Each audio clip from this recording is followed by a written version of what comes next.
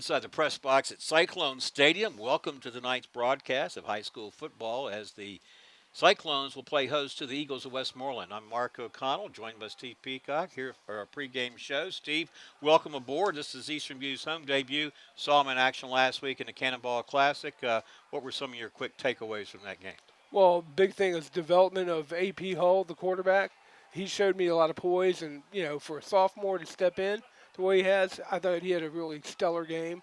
Brett Clatterbaugh, what can you say about Brett? He had a very stellar game. The whole team did very well. I was very surprised because I thought one of the weak points might be their offensive line, but I came away impressed the way they controlled the line of scrimmage last week.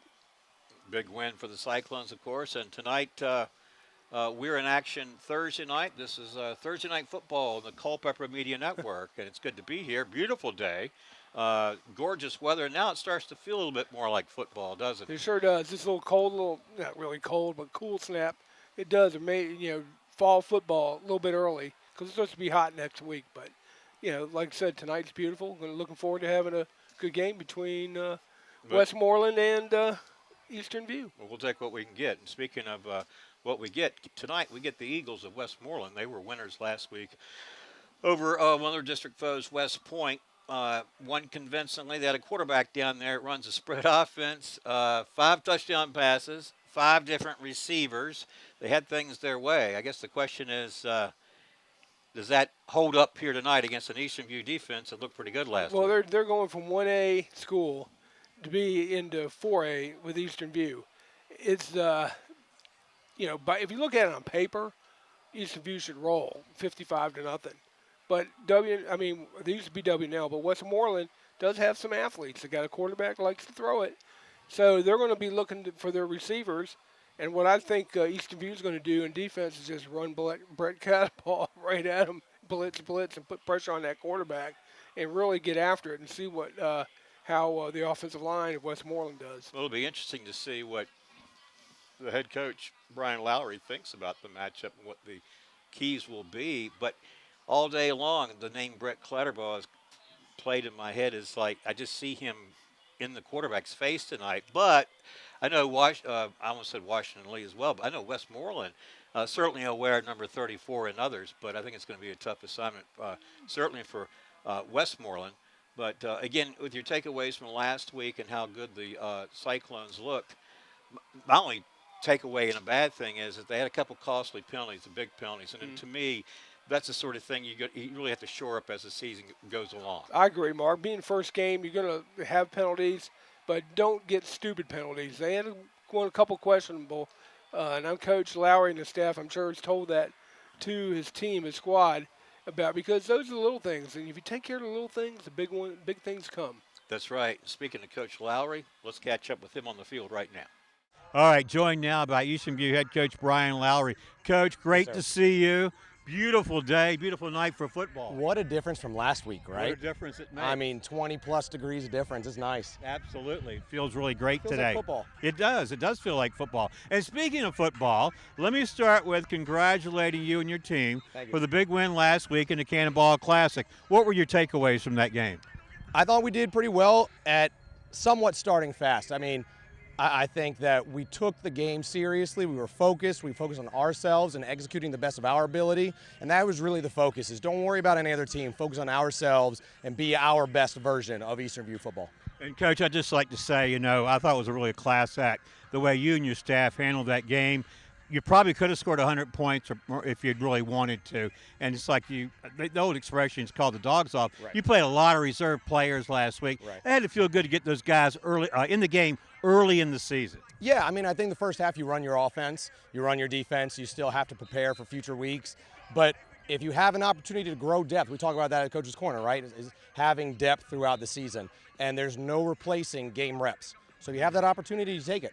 Absolutely. All right, well, that was then, and tonight's another night. Yes. This is our Thursday night version of football. Thursday night football. And so it's kind of great. It's great to be here. It kind of feels a little bit odd to be playing on Thursday, but I know you're excited about tonight's matchup. Yes. And it is against Westmoreland High School. Now, they were a big winner last week over West Point. Right. Not to be confused with the Black Knights of the Hudson, that West Point. But West Point over in King William County. Yeah. What about their quarterback? They run that spread offense, 5 touchdown passes, 5 different receivers. I know you did your homework. What do you think about that spread offense and the guys they got running it? I mean, they're talented. They're very, very talented, extremely athletic.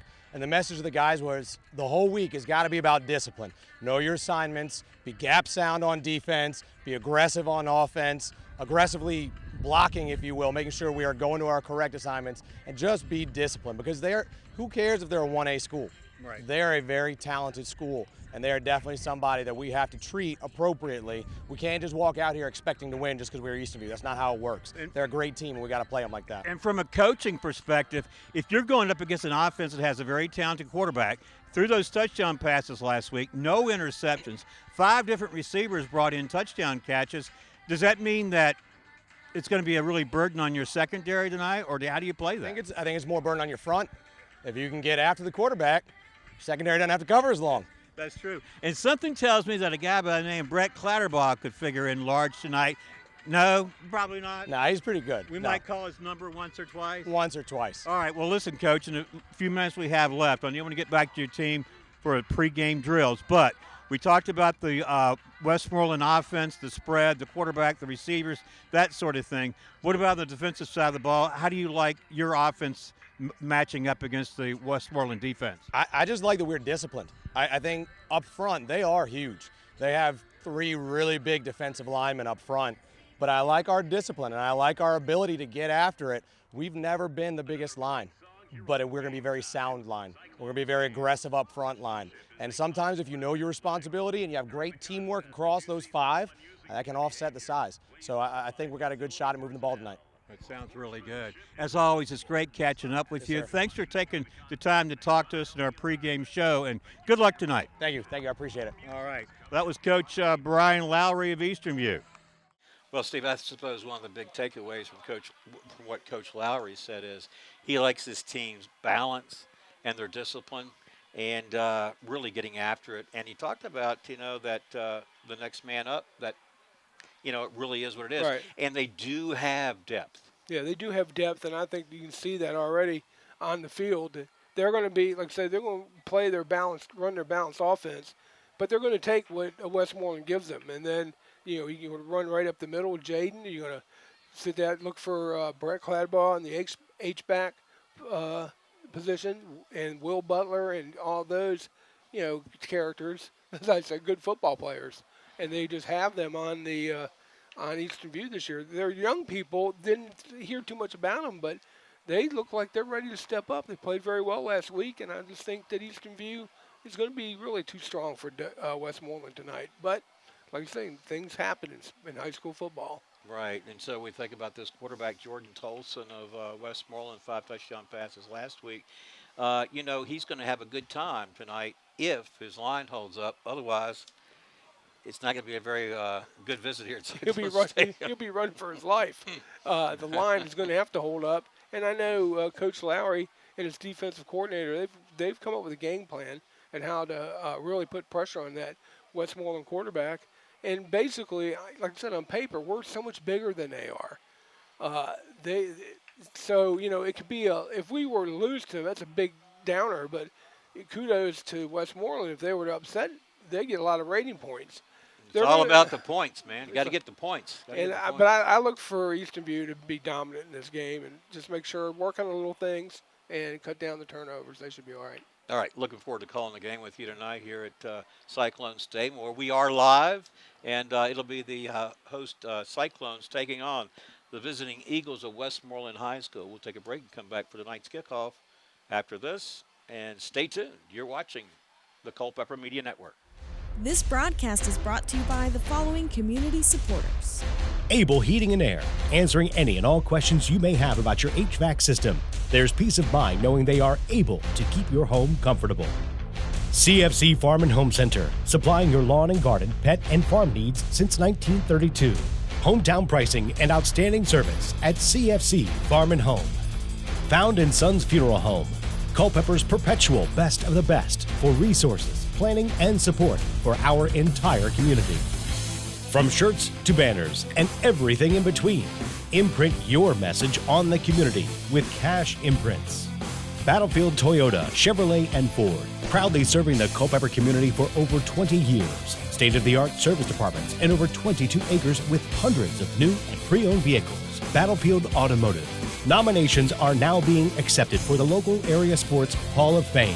Nominate anyone that you feel is deserving of historical local sports recognition at localsportshistory.com/HOF. K&M Lawn, Garden, and Arborist Supplies. Now located directly across Highway 29 from Eastern View High School.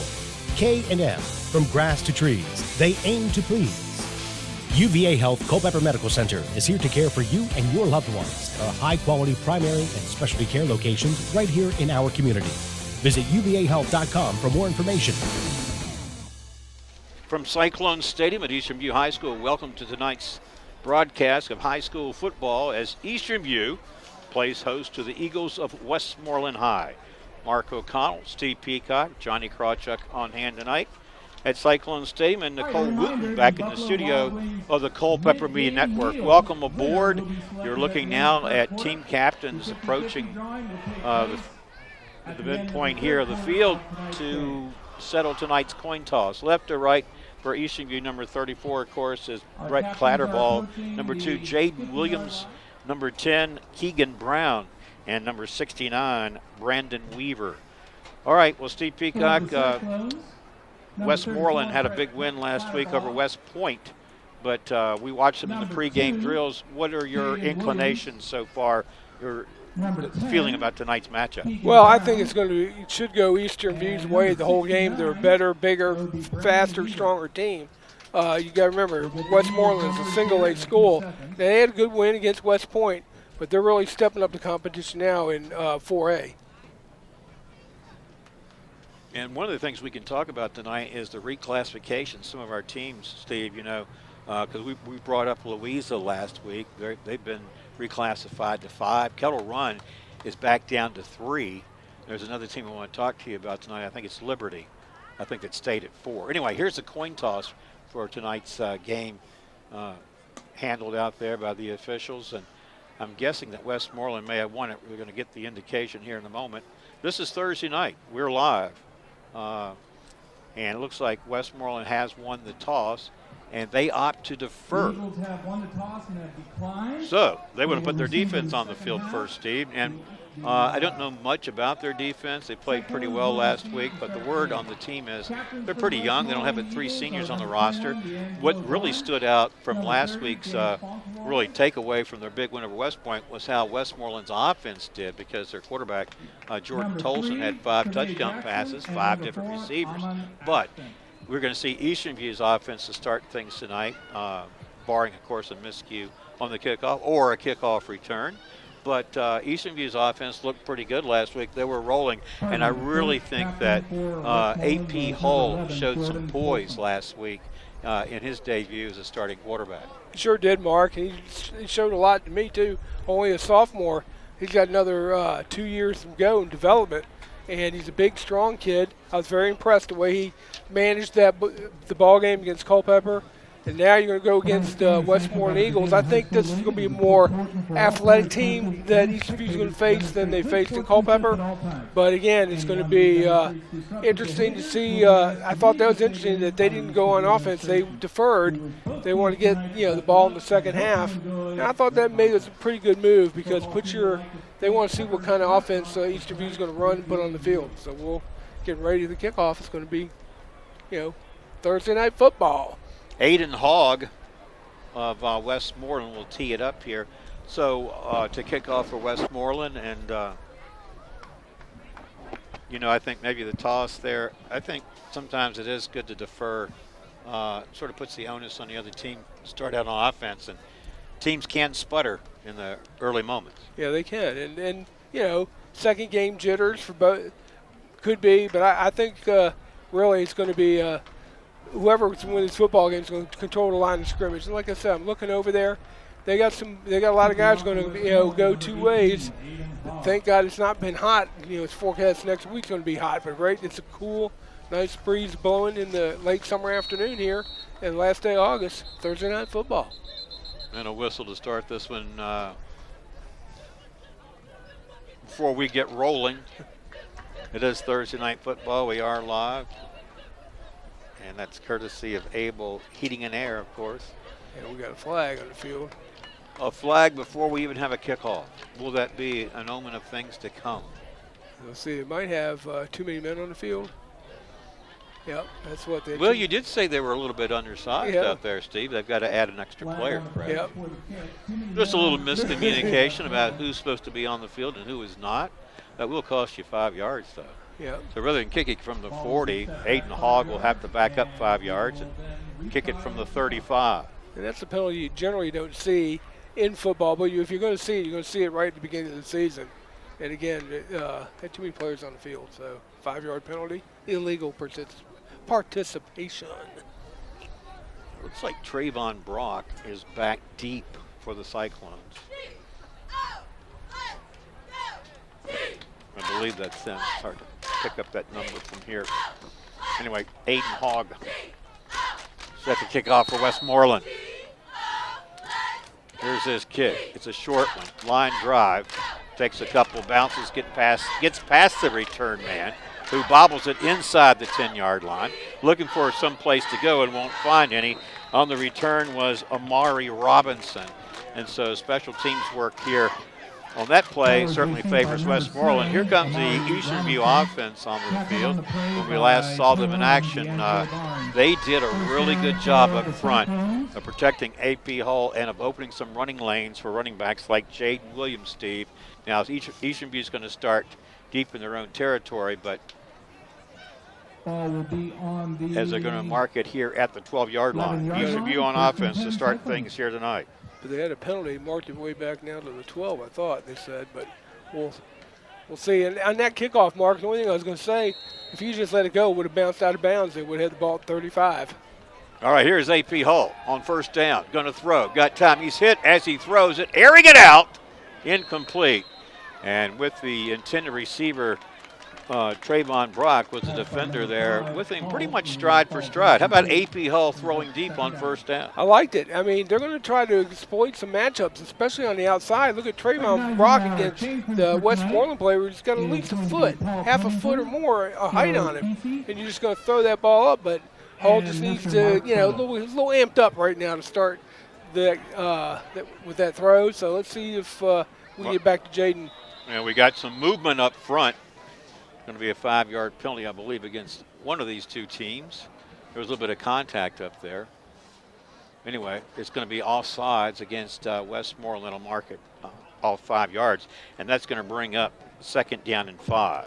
Encouragement called on Westmoreland. 5-yard So penalty. AP Hull is your quarterback for Eastern View. Behind him is Jaden Williams. 16. And here is Westmoreland showing pressure. Here's Jaden Williams. Not much doing, maybe a yard on the play. 2 or 3 Eagles in on the tackle, including Nakai Dameron. Big number 78 up there, Steve. Really takes up some space, doesn't he? That's Jordan Lee, listed at 6'1", 350 pounds. He's a sophomore. And I think it was mentioned that there's only 3 seniors on this Westmoreland football team. Yeah, they're young, but that's big up front. But Here's a handoff, and the ball is loose. After he hit the ground, will it be a fumble or a ground by contact? And this was the ball carrier there. Had an opening at first. It was down by contact, Mark. Got out to the 20-yard line.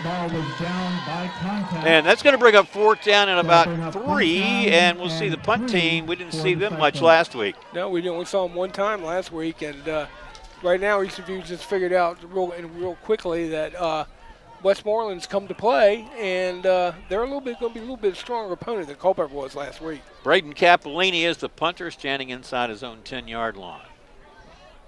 And here's the snap and the kick. It's a short one. Let's check the bounce on this one. Does take somewhat of a Cyclone roll, but it's going to be down near the 40-yard line. So we'll see Westmoreland's offense for the first time tonight, and they're going to be the beneficiaries of some outstanding field position. Well, this broadcast brought to you in part by Fountain Sons. Funeral Home, Culpeper's perpetual best of the best for resources, planning, and support for our entire community. Found & Sons, 825-3530.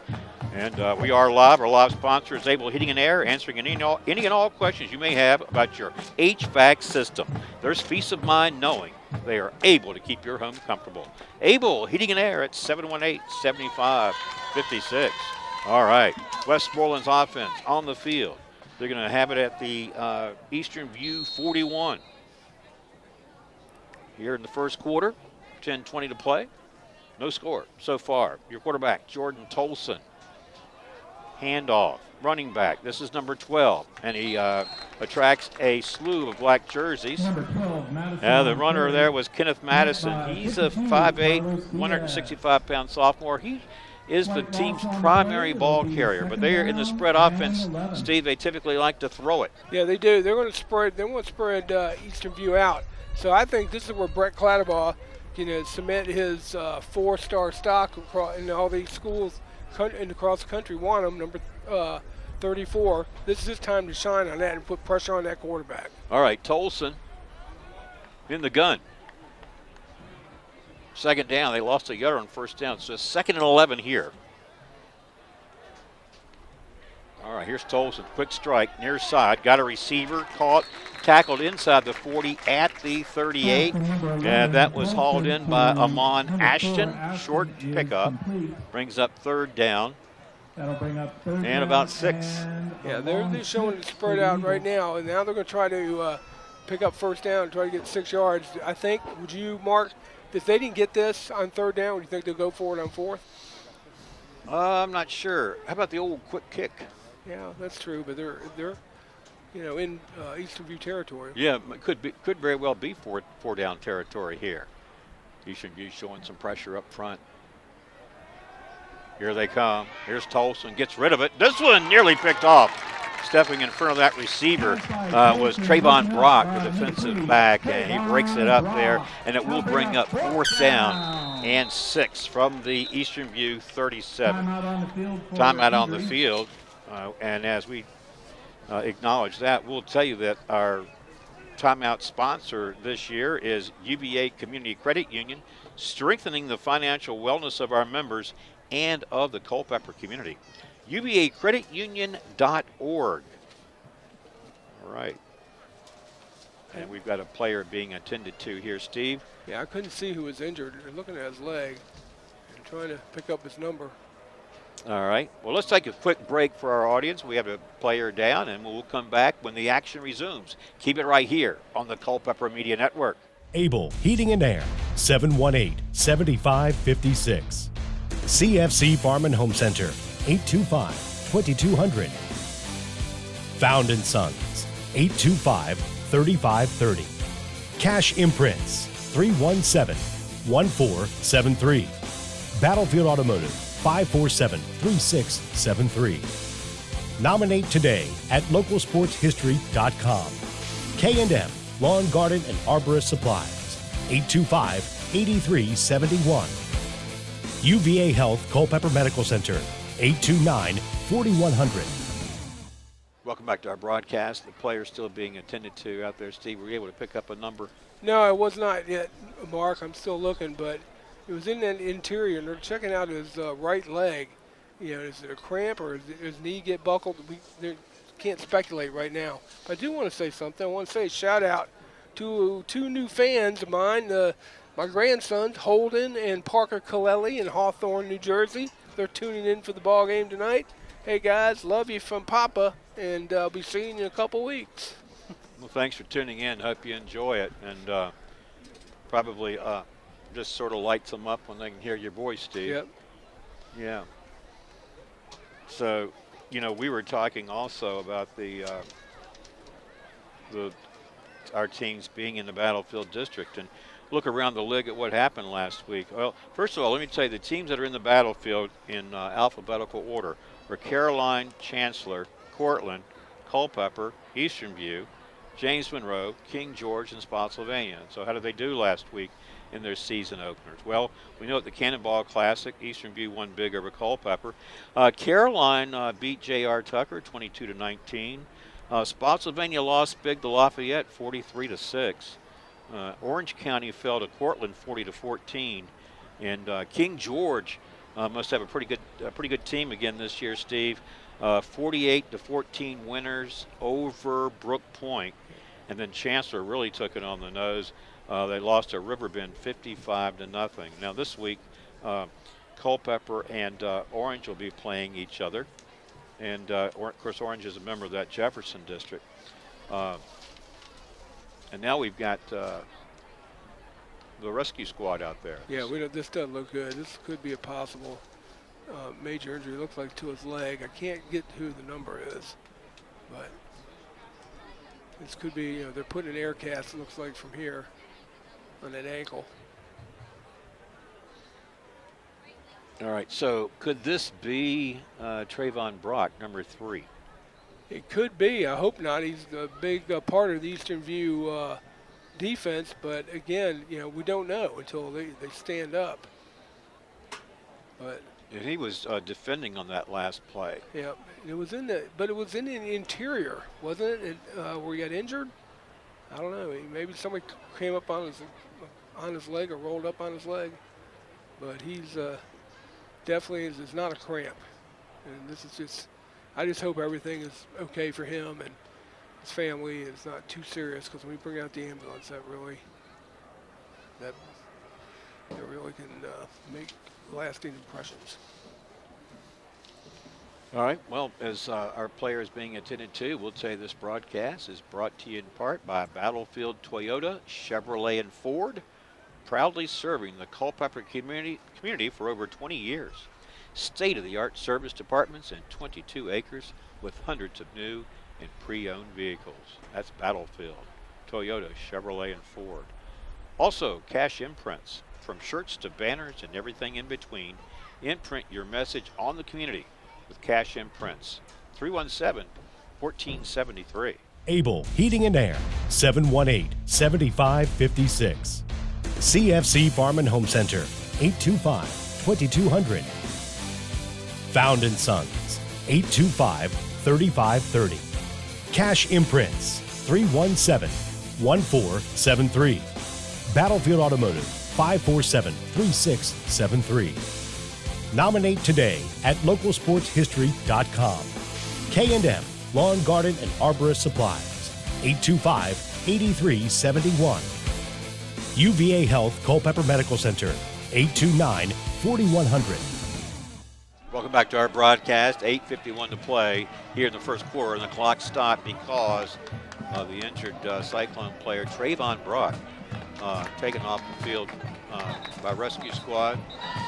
He injured himself when he broke up a third down pass to force fourth down here for Westmoreland. So Eastern View will be without the services of Trayvon Brock, and Westmoreland goes back on offense, as Steve, you said, 4-down territory. Yep. They go for it here on 4th and 6.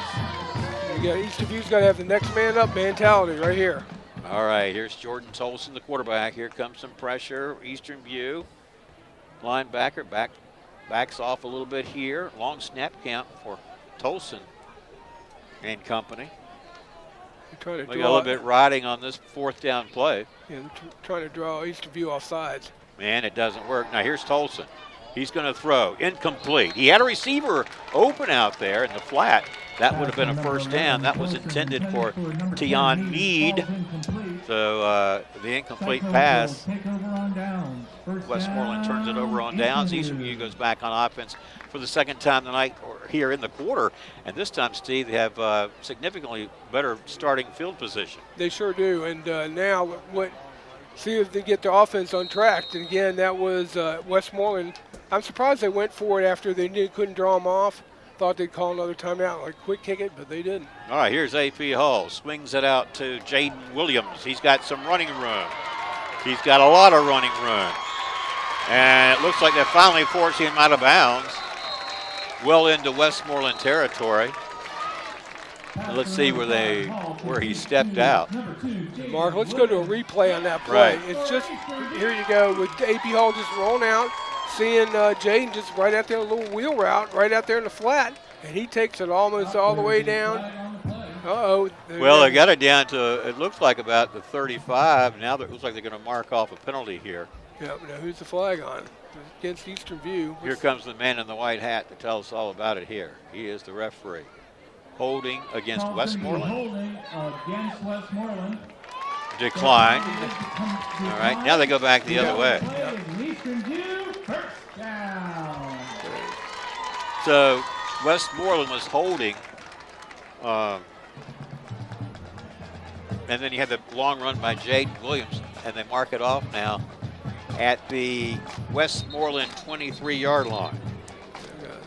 So now Officials are calling the time. Eastern View looking pretty good here. They went from their own 37 to the Westmoreland 23-yard line on that run by Jaden Williams and the penalty. You think a little bit of motivation there because of Trayvon Brock? Could very well be. And I think part of it also is maybe Eastern View found a play that's going to work pretty well for him here tonight. I agree. Well, you certainly wanted to get Jaden Williams in the mix, no doubt. A little delay on the field. Yeah, the officials are talking to somebody. And coach, what's the... Here comes the official. Now he wants to talk to Coach Lowry. They're talking about the rules of the holding. Now they come back this way. You know, I guess they had to. Oh, it's against. And they did signal against Westmoreland, though. Yeah. But it was on Eastern View. So I guess it was holding on the return, on the run. On the run. Yeah. Ball will be placed 10 yards back from the spot of the foul, but it's still enough for an But you know, Eastern View they're still trying to sort it out, aren't they, Steve? Yeah. I mean, come on, guys. It's a spot foul, and it's 10 yards from that spot.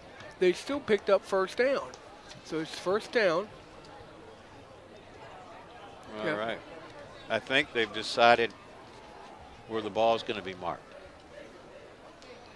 And yet, delay we still, right? Second game jitters with the All right, now let's see where they have the ball marked. It's at the 34. They've got it decided now. Here's Westmoreland showing pressure. Little play action here. AP Hull rolls to his left. He's got some running room in front of him. He's down to the 20. There goes Hull, headed to the end zone. He's in. Fear the wind. It's a Cyclone touchdown.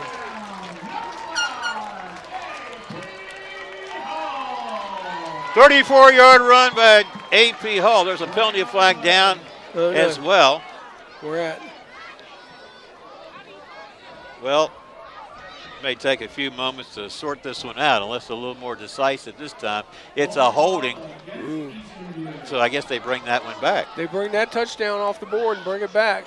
Again, penalties hurting Eastern View, Mark. That was a good call. A little play action, and AP Hull moved to his left. He had green grass in front of him. I know, and I didn't see where the holding call was from, but They mark it now at the 18-yard line. So after all that, rather than 34 yards and a touchdown, he picked up 16 yards and a first down. And the ball now marked at the 18-yard line of Westmoreland. All right, AP Hall is your quarterback. To his left is Jaden Williams, the running back. Big game last week.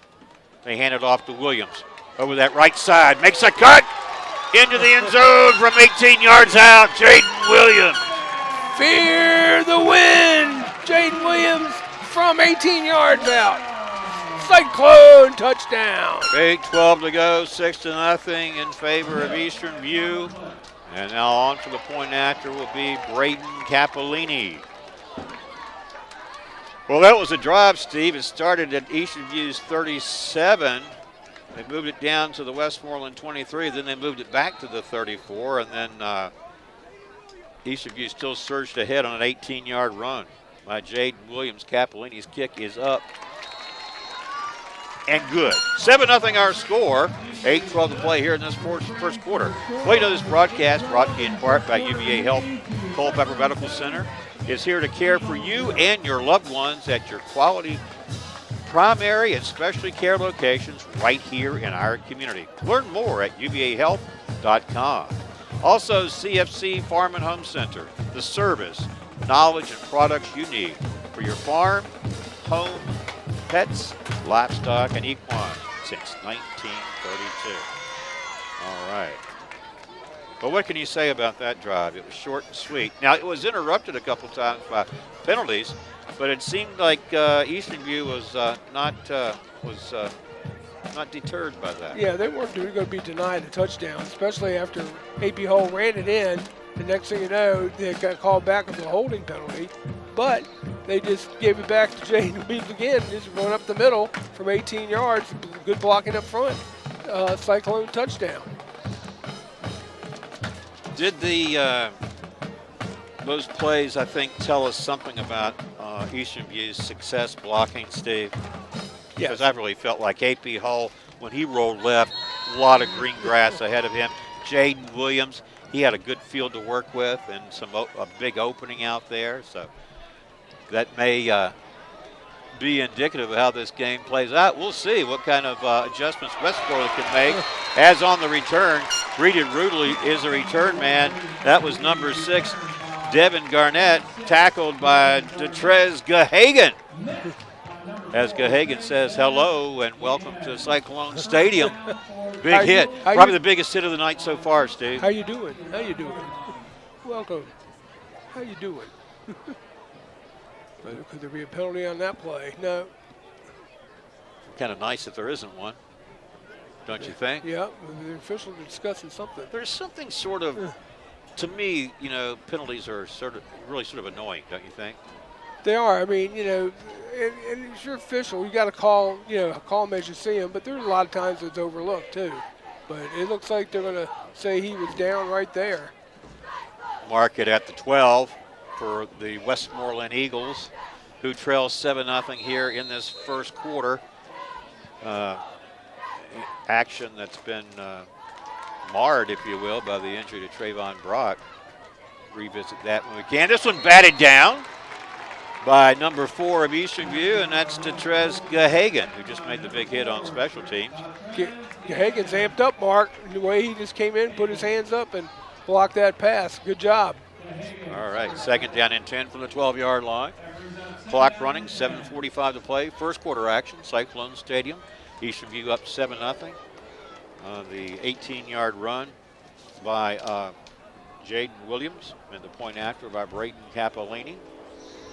You're looking at Jordan Tolson, the Westmoreland quarterback, operating the spread. Here on 2nd down and 10. Going to throw it. This one's going to be incomplete. And this was a situation where the pass was thrown for, I guess, an out route, Steve, and then the receiver was actually cutting in, Amon Ashton. Yeah, they weren't on the same wavelength right there, Mark. The quarterback's thrown to a spot, and the receiver cut in instead of cutting out. So the incomplete pass brings up a 3rd down and 10 from the 12. And this is where Westmoreland needs a little bit of breathing room. They don't have to necessarily get have a drive sustained necessarily, but if you're not going to get put yourself in a situation where you have decent field position, you know that the Cyclones are going to take advantage of that. Yeah. So to me, it's a big 3rd down early on for the Eagles. I concur, Mark, and see if Brett Clatterbaugh is lined up ready to blitz that quarterback. They are. They're showing pressure, but now they back off. Here comes the pressure nevertheless. Tolson rolls out and throws. This one is picked off by the secondary player there, number 7, Amari Robinson. And so here's a turnover for the Eastern View Cyclones. You said they were amped up. You mentioned Detrez Gahagan. Maybe it's the amperage is being felt by the entire team. I think so, Mark. If we go to replay here, you'll show it. Here it is. The quarterback, Tolson's got a lot of pressure, kind of just throws that ball up. But then it was intercepted right there by Amari Robinson. Amari Robinson. Good play.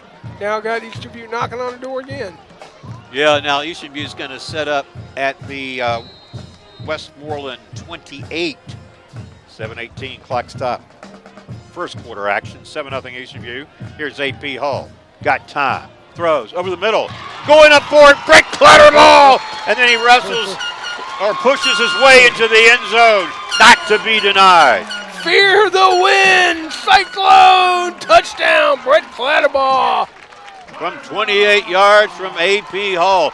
Well, he went up for it very athletically, Steve. Caught it in a little bit of traffic, and then he just sort of bullied his way into the end zone. Yep, let's go to replay real quick on that. You can see Hall had some good time. It was a timing pass.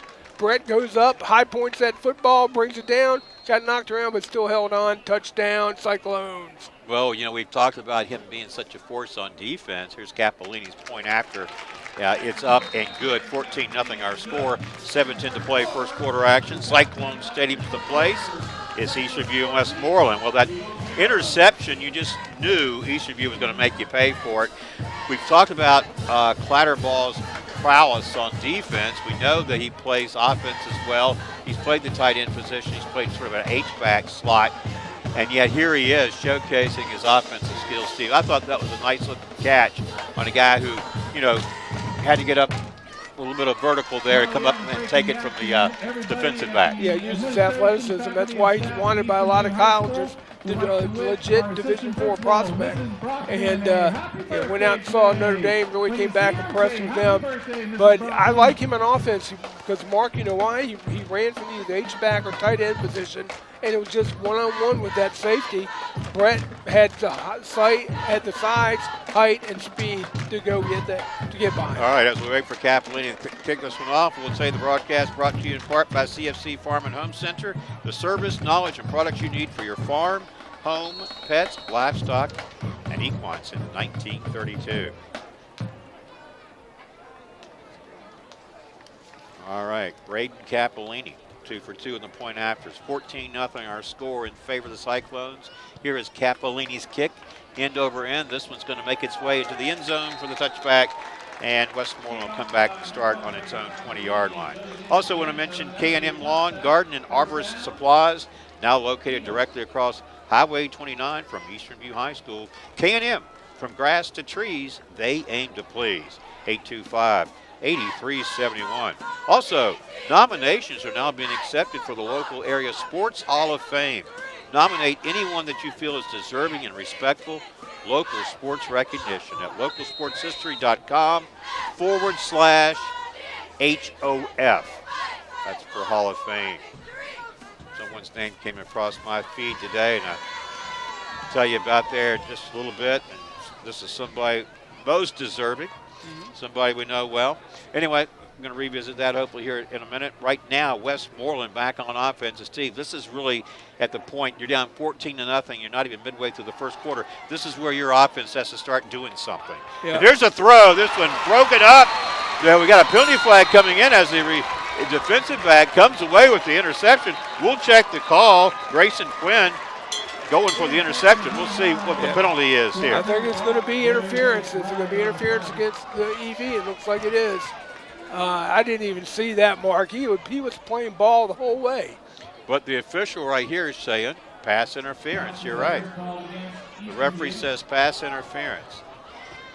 I mean, he looks like he might have had an arm wrapped around him in the back. Who knows? But it didn't look like interference to me. But again, I'm not the official. And this is where, again, if you're accustomed to watching a lot of pro games, it's a spot foul, right? Yep. They brought it back and they marked it off on the line of scrimmage 10 yards or 15 yards, 15 yards to the 35. Yeah, but it is first down for Westmoreland at that spot. And I was just saying, Steve, when you're down 14-0 and you're not even midway through this first quarter, this is where your offense really has to start putting something together. It does. And hey, they got it together right here with a penalty. Yeah, you'll take it, right? Yep. All right, Jordan Tolson's the quarterback. Spread offense here. Play action, throwing. Incomplete. Well overthrown to the intended receiver, Jalen Burrell. So 5 different receivers caught touchdown passes last week, Steve, but right now this Westmoreland offense is sputtering a little. Now, they were the beneficiaries of that pass interference call, but other than that, they really haven't found any rhythm. No, they haven't. And what's going on here, Mark, too, is with their Westmoreland's hurrying because the pressure being brought on by the up front from the Cyclones, that quarterback is uncomfortable. He's throwing off his back foot. Ball's going to sail on him, and I think the defensive backs recognize that. All right, here is Tolson throwing again. This one, the receiver split a couple defenders, picks up nice yardage, still on his feet as they finally force him out of bounds. And that's going to bring in a penalty flag because I think they're going to say that the defensive back is going to be guilty of some unnecessary roughness out there. We'll see, and that's uncharacteristic on Eastern View to do that. Let's see what the flag is. Jalen Burrell was the receiver. It was a short throw to him. Quick strike far side. Now we got a personal foul, and it's going to be against Eastern View. Well, Mark, I was going to say on that foul that they said is, they kind of like he pushed him or whatever he did.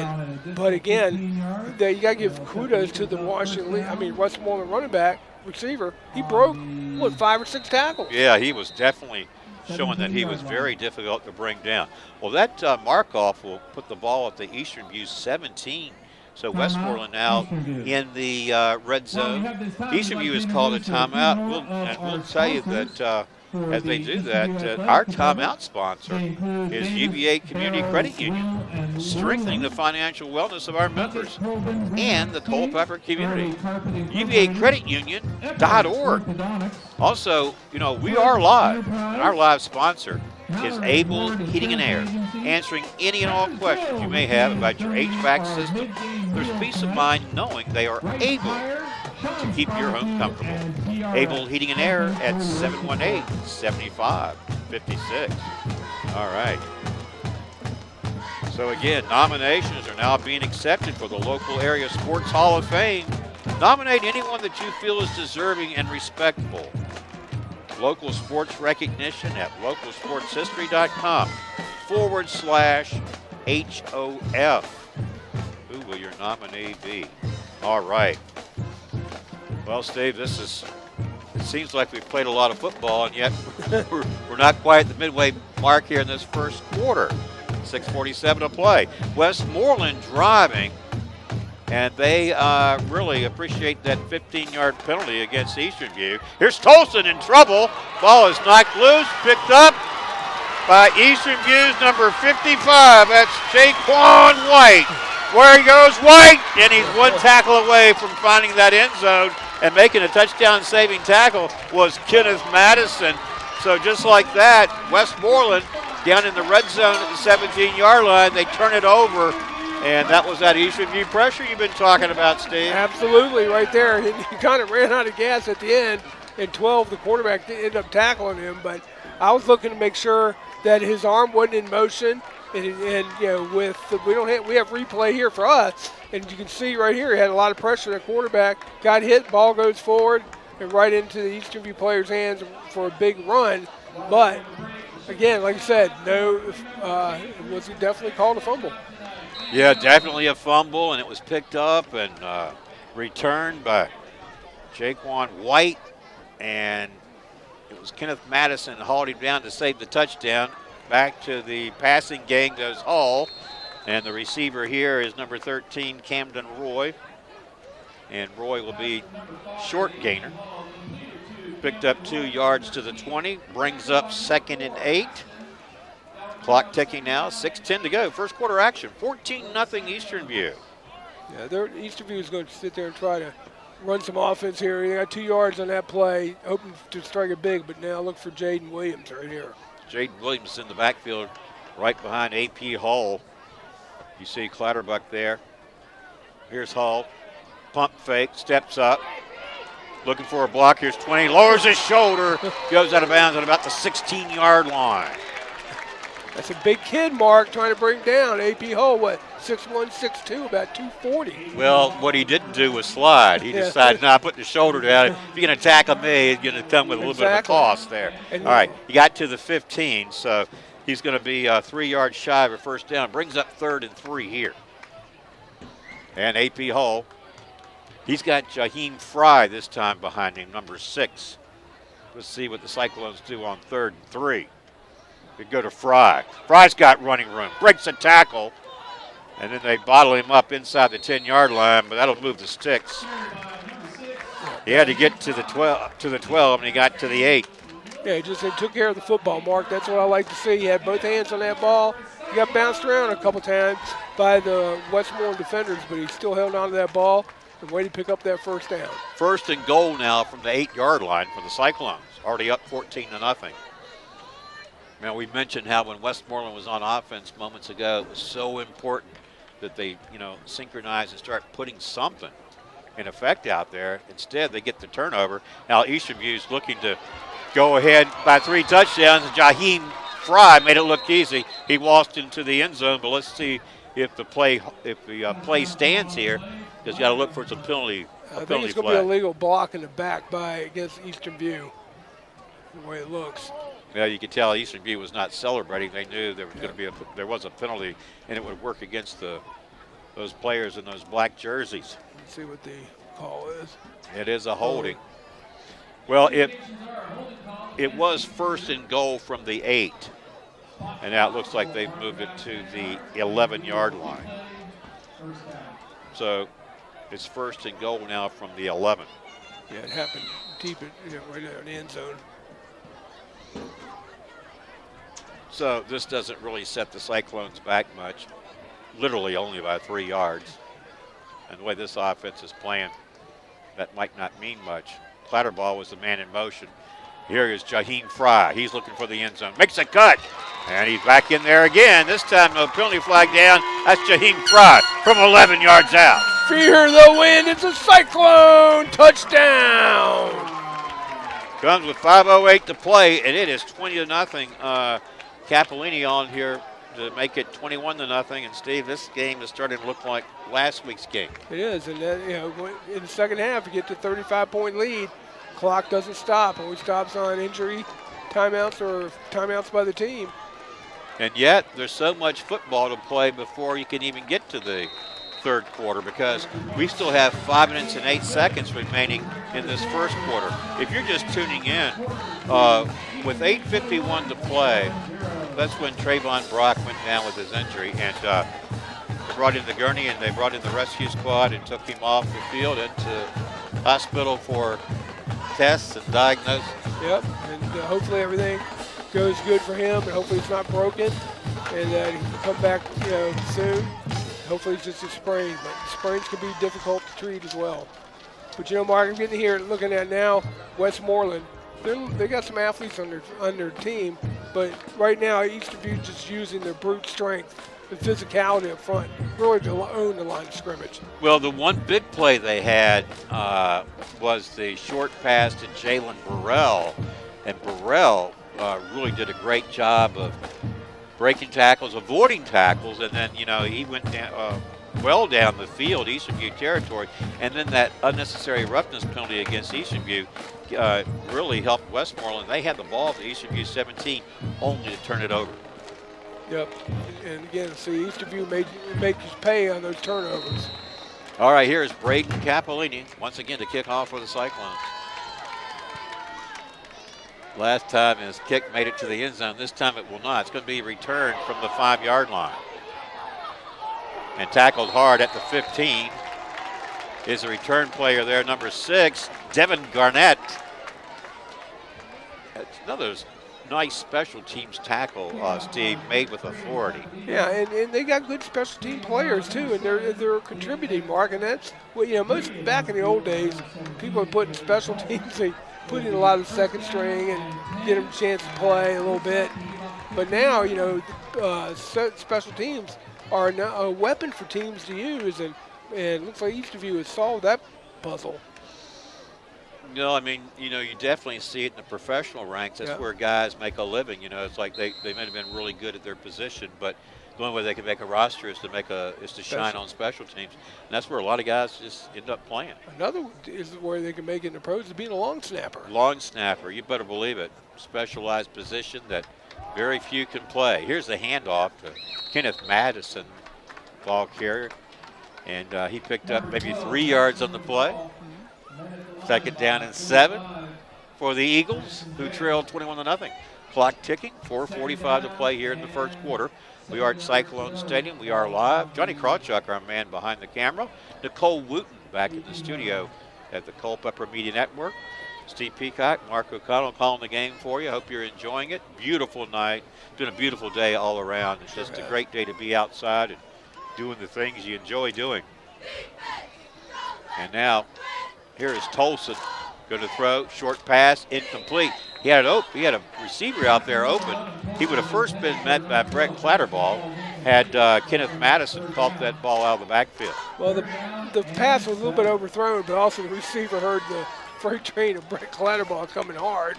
And I think he said, I better just let this one drop. Well, if you're going to bring somebody at me, does it have to be number 34? Yeah.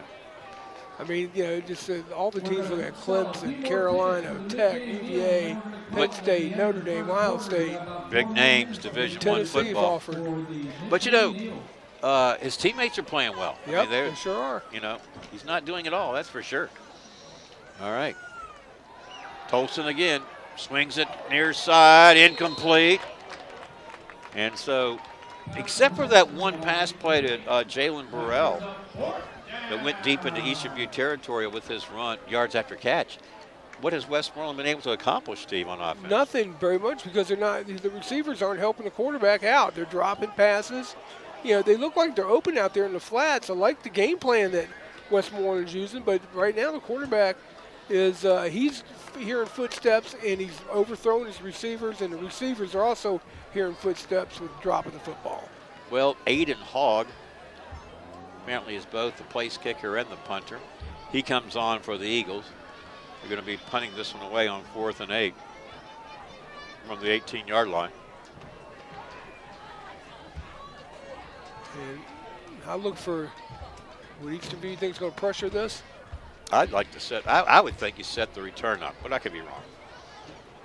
You play more. You have more of an aggressive style, don't you? Yeah, I'd go after it. Yeah, you go after it. After it, right? Get the block, maybe get a touchdown, or put your offensive position where you got great field position. It's going to be too much time.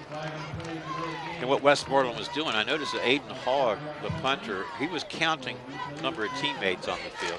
So they had the right number out there. It just took too much time to snap the ball. Right, and the snapper's got to look at it when the punter claps his hands. That means he wants that ball. So they mark it back to the 13. And Aiden Hogg will stand right at the goal line to punt this one away. And here's where you send Brett, right up the middle. Yeah, here's the snap. It's a pretty good one. Blocking holds up. Poor kick. This one is going to bounce out of bounds at about the 20-yard line. That's going to be about a 17-yard kick, Steve. Yeah, that's just giving Eastern View prime real estate right now to knock in another score here before the first quarter ends. Now, did the flag come down because of the flag, or were they marking where it went out of bounds? A little bit marking yeah. where it went out of bounds. So Eastern View will take over up 21-0 on Westmoreland's 20-yard line. And the Cyclones already lead 21-0. And they're in position here where they can certainly build upon that. Yeah, they sure. And like I said, go with what's working. Pass play to Brett Clatterball, running by Jaden Williams, AP Hall.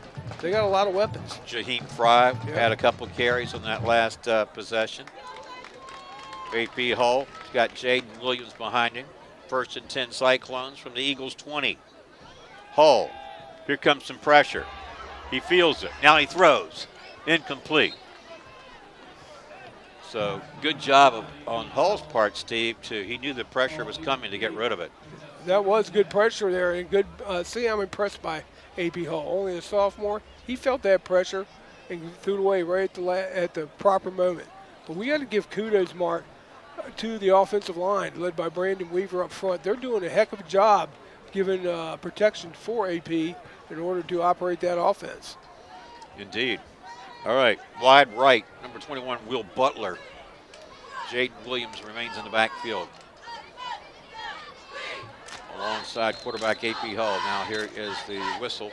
It's going to be offside against Westmoreland. Eastern View players pointing in that direction. Here comes the mark-off. 5 yards. That'll move the ball down to the 15-yard line. It'll be 2nd and 5. I want to keep saying Washington Lee, but it's Westmoreland. And the name change. Oh, as of 2 years ago. Yeah. We found out. Yeah. Kept the mascot, Eagles. Hull, play action.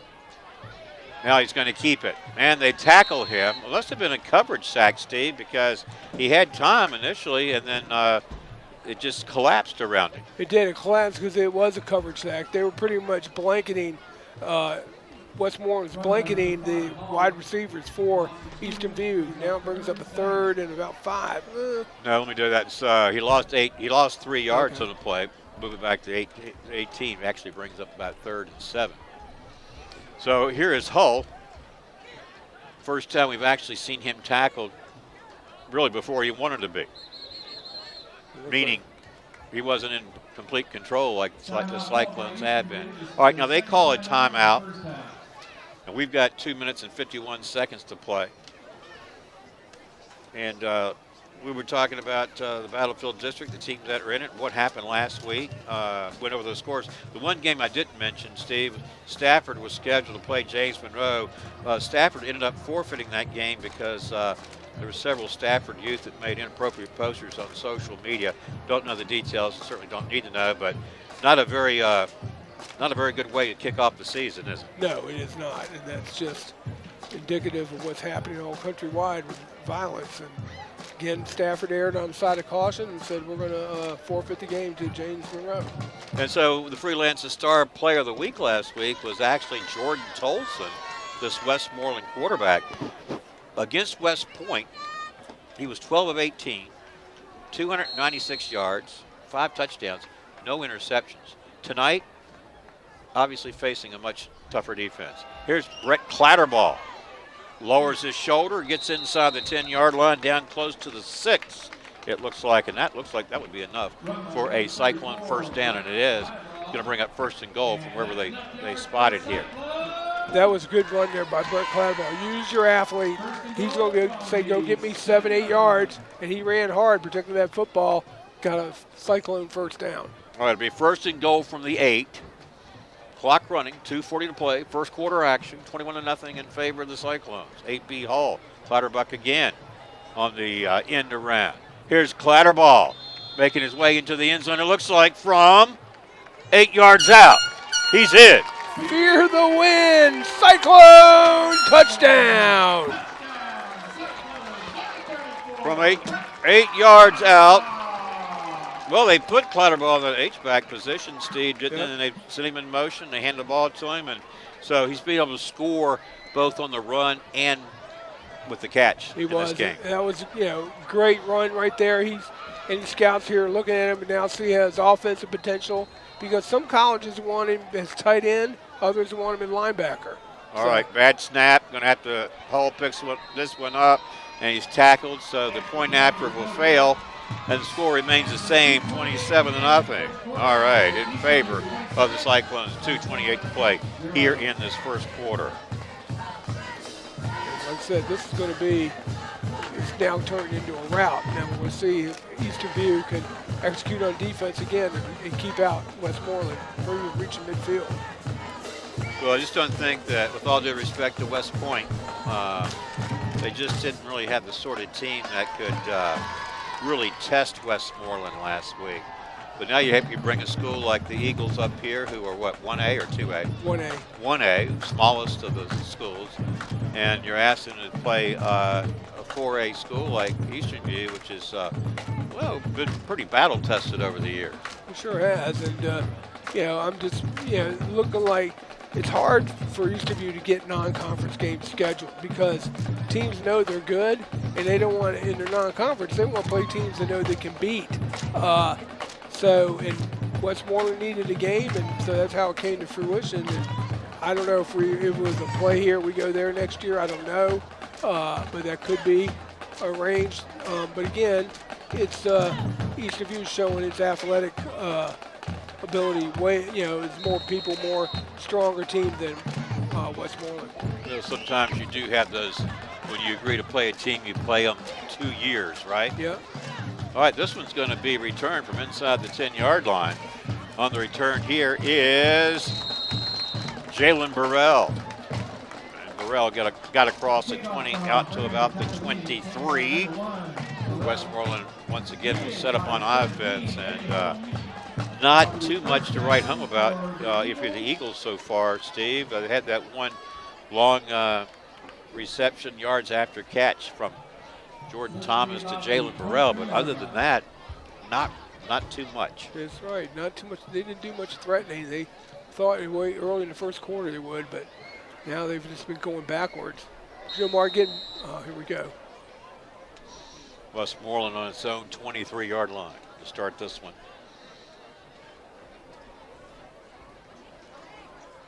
Jordan Thomas, your quarterback, operates the spread. Kenneth Madison, the ball carrier, tackled hard for a loss in the backfield. 3 different Cyclone players, perhaps 4 even in on the tackle, Steve. Talk about penetration. Running back never had a shot. Yeah, number 51 led that charge too, Mark. For Eastern View? Yeah. It's Dominic Shermandinger? Simmondinger. So he's on the roster. He made a good play. Sure did. 55 is Jaquan White. Remember, he had that fumble recovery. Almost took it to the house. All right. Lost yardage on the play all the way back to the 18. They swing it out to the receiver here, number 12, and that is Kenneth Madison. And Mark, I want to say number 12, Madison for Westmoreland did a great thing. He kept his route going, able to make the catch, and basically forced EV, almost blew it because he was single coverage down here, and if he got loose, he had that wide open sideline. Sure did. Well, here is a 3rd and 7 now for the Eagles. They have it at their own 26-yard line. They trailed 27-0. Both teams debuted last Friday night. Eastern View a winner over Culpeper. Westmoreland a winner over West Point. All right, here is Jordan Tolson, and the Cyclones showing pressure up front. Here they come. Tolson throws, incomplete. And here comes, I was going to say, didn't see a penalty flag, but it came in here late at the end of that play. If I was your head coach, Coach Lowry, I'd be a little upset at that one. The ball wasn't even catchable, and they're going to say a holding call. It wasn't pass interference, it's going to be holding or legal contact. We'll see what the call is. Number 3 was down there, and they're saying our defensive back. Holding against Eastern View. So that's what. Mark this one. It's first down. Is what the defense holds. 5 yards? Let's see what they did here. 10 yards. Oh, so 10. Well, that'll give them enough for a first down. They needed 7. They get 10. New set of downs for the Eagles. Now have it at their own 36. We got a lot of work to do, though. Yep. We got a new number in there, number 32 for Eastern View. Landon Taylor. Okay. Playing one of the defensive ends. Landon Taylor up there, sure. From the secondary, number 16 is Grayson Quinn. Missing Trayvon Brock. If you tuned in late, he went down with an injury with 8:51 to play in that first quarter. Did it on a play where he was breaking up a 3rd down pass. Here's Madison running, got nowhere to go. Ran into a stone wall of black jerseys.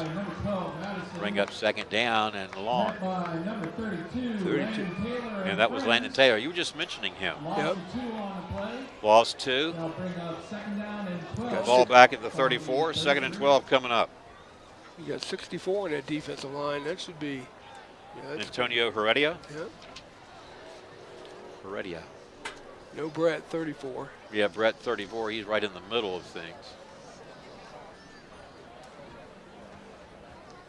Yeah.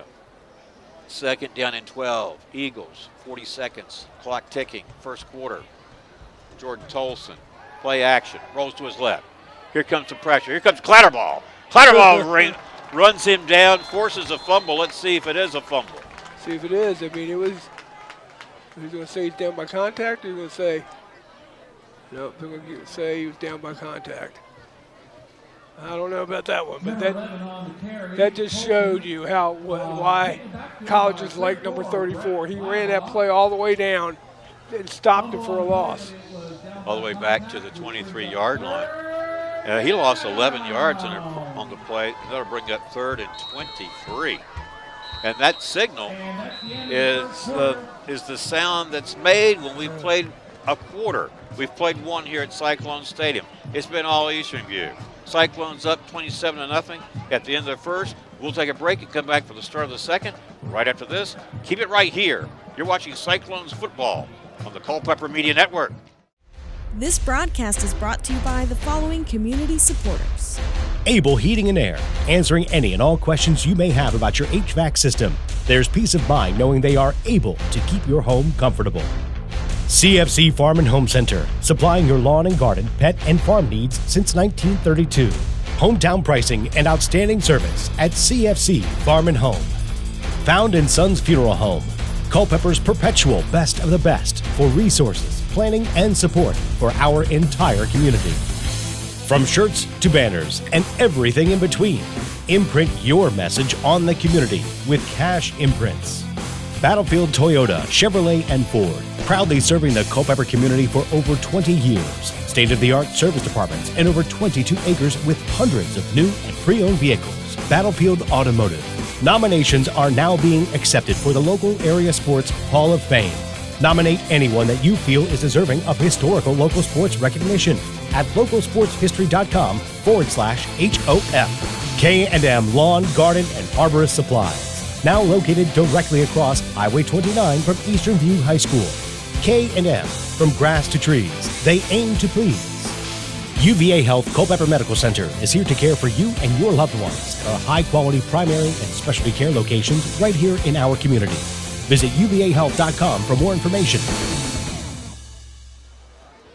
Welcome back. Start of the second quarter. Westmoreland on offense, facing 3rd and 23 from the 23. Tolson throws incomplete, and one of these defensive backs got his hand on the football, and I believe it was number 12 right there for Eastern View, Steve. That was Braden Hubert. He had it right there in the breadbasket, and it dropped right out. There he is talking to his teammates. Opportunity. Well, but he gets the congratulations because he breaks up the pass, forces a 4th down, and a punting situation for Westmoreland when it's 4th and 23 from the 23. Aiden Hogg is the punter. Eastern View, barring a miscue here, should have excellent field position after this kick. Yeah, Holbert, he had clear sailing to the end zone if he had made that catch. That's what's so frustrating. Aiden Hogg at the 10-yard line. General area where he will punt this one away. And Westmoreland can't figure out who's on punt team. Still going back to counting the numbers, the players, yeah. A little bit of confusion. Well, they started the game that way with the kickoff team. Here's the snap, kick, low kick again. This one, however, going to be fielded after one hop. And into Westmoreland territory there. The return man tackled by Kenneth Madison. Yeah, let's see what Eastern View is going to do on offense here again. All right, Eastern View, outstanding field position to start on this side of the 50-yard line. Westmoreland territory, Eastern View on offense, up 27-0. Opening minute here this second quarter. And the Cyclones will start on the Eagles' 47. AP Hall, your quarterback. Jaden Williams has done most of the rushing, but he's also been spelled by Jaheem Fry. Westmoreland shows pressure. They fake it to Williams. They throw it over the middle, intended for number 21. That was Will Butler. Like he had a little bit of room out there, Steve. He did. He tried to fit it in there, kind of a bullet pass, and just was a little bit too hard and led Butler just a little bit too much. But it was, you just see his arm strength right there in that throw. 2nd and 10 now, Cyclones from the Eagles' 47. Butler, top of your screen.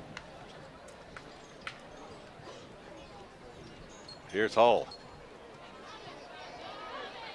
Throws to get rid of it. Bring up 3rd and 10. Well, this broadcast brought to you in part by Found & Sons Funeral Home. Culpeper's perpetual best of the best for resources, planning, and support for our entire community. Found & Sons, 825-3530. Also, Battlefield Toyota, Chevrolet, and Ford, proudly serving the Culpeper community for over 20 years. State-of-the-art service departments and 22 acres with hundreds of new and pre-owned vehicles. That's Battlefield Toyota, Chevrolet, and Ford. All right. Now, 3rd and 10, Cyclones. Clatterball, man in motion. Will they go to him? He's going to be the lead blocker out there for Will Butler, who breaks a tackle, 40, 35, 30, and down to about the 25-yard line. Pretty good play call that time by the Cyclones offensive coordinator there, Jeff Jenkins, Steve. It really was. It used Brett as a blocking back on that, and he cleared out the cornerback, and Butler did all the rest. And you got to, here's a guy who is 6'5", okay, and and is a receiver. And again, this is really his first year playing a lot of on the varsity. 21 yards on the pass play. Excuse me, he's only a sophomore. I take that back. So here's another one that's going to be able to develop.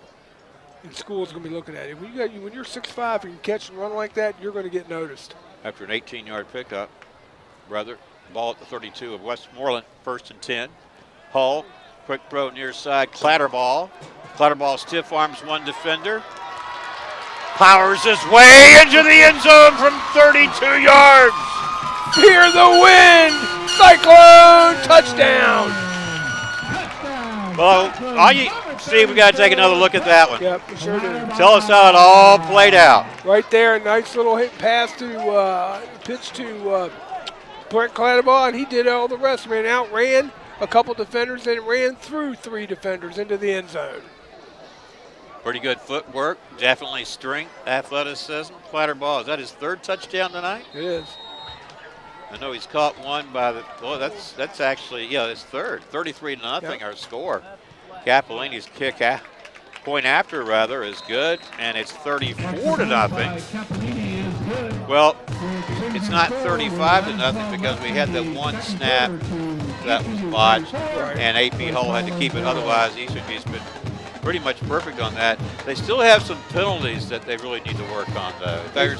If there's really sort of a chink in that armor right now, it's got to be that the discipline to not get the penalties. You're right, and not get the penalties and play sound football. Go back to your fundamentals and play sound football. Don't make any mistakes. Don't give the team any momentum. I just saw Brett Clatterball and Will Butler, Butler being a sophomore, Clatterball a junior. Just seeing how they're dominating the football game, and especially Brett on the offensive end. And again, right now it's just that Westmoreland's just outmanned, Mark, and it does no good for a team to come up here and just get smashed.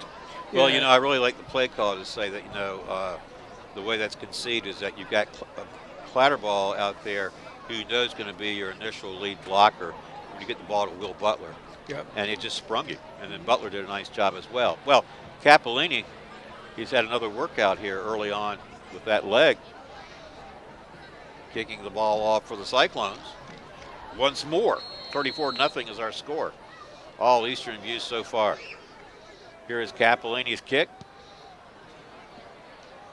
This one will likely be returned, but the ball is live, and it could have been a better bounce for Eastern View, but a good bounce for Westmoreland as they were able to take possession, and that was Jalen Burrell. Detrez Gahagan almost picked it up. I thought maybe he's going to try to dive on it because after that ball goes 10 yards, it's live. Sure is. Now, Capellini's kick, a couple have found the end zone tonight as well. So he's kind of mixed it up some. That was a ball that could have been very dangerous for Westmoreland, but they were able to recover it. Did Jalen Burrell. Now Westmoreland back on offense. And to say that they really need to get something going would probably be the understatement of the day, wouldn't you say? Yeah, we think so. And not good field position. They started on their own 16-yard line. Again, Eastern View just want to keep up the pressure. Here's Tolson throwing. This one, Jalen Burrell took off front before he saw that one into his hands.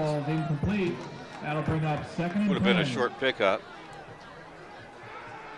At about the 20. Nevertheless, incomplete pass brings up 2nd and 10 from the 16. You heard footsteps, Mark. Yeah. Well, there were several black jerseys in the vicinity, including Jaquan White, defensive lineman, junior. He was nearby, looking to be in on the play. 2nd down and 10 from the 16.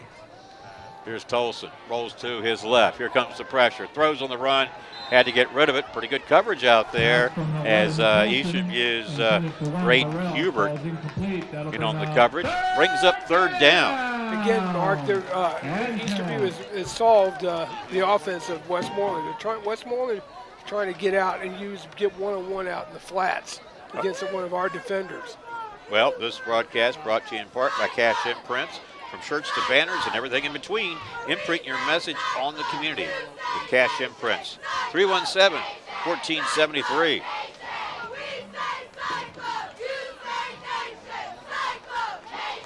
You say Cyclones. No, we say Cyclones. You say Nation, the cheerleaders are saying. Oh, okay. Pretty good crowd on hand, don't you think? Sure is. 3rd and 10.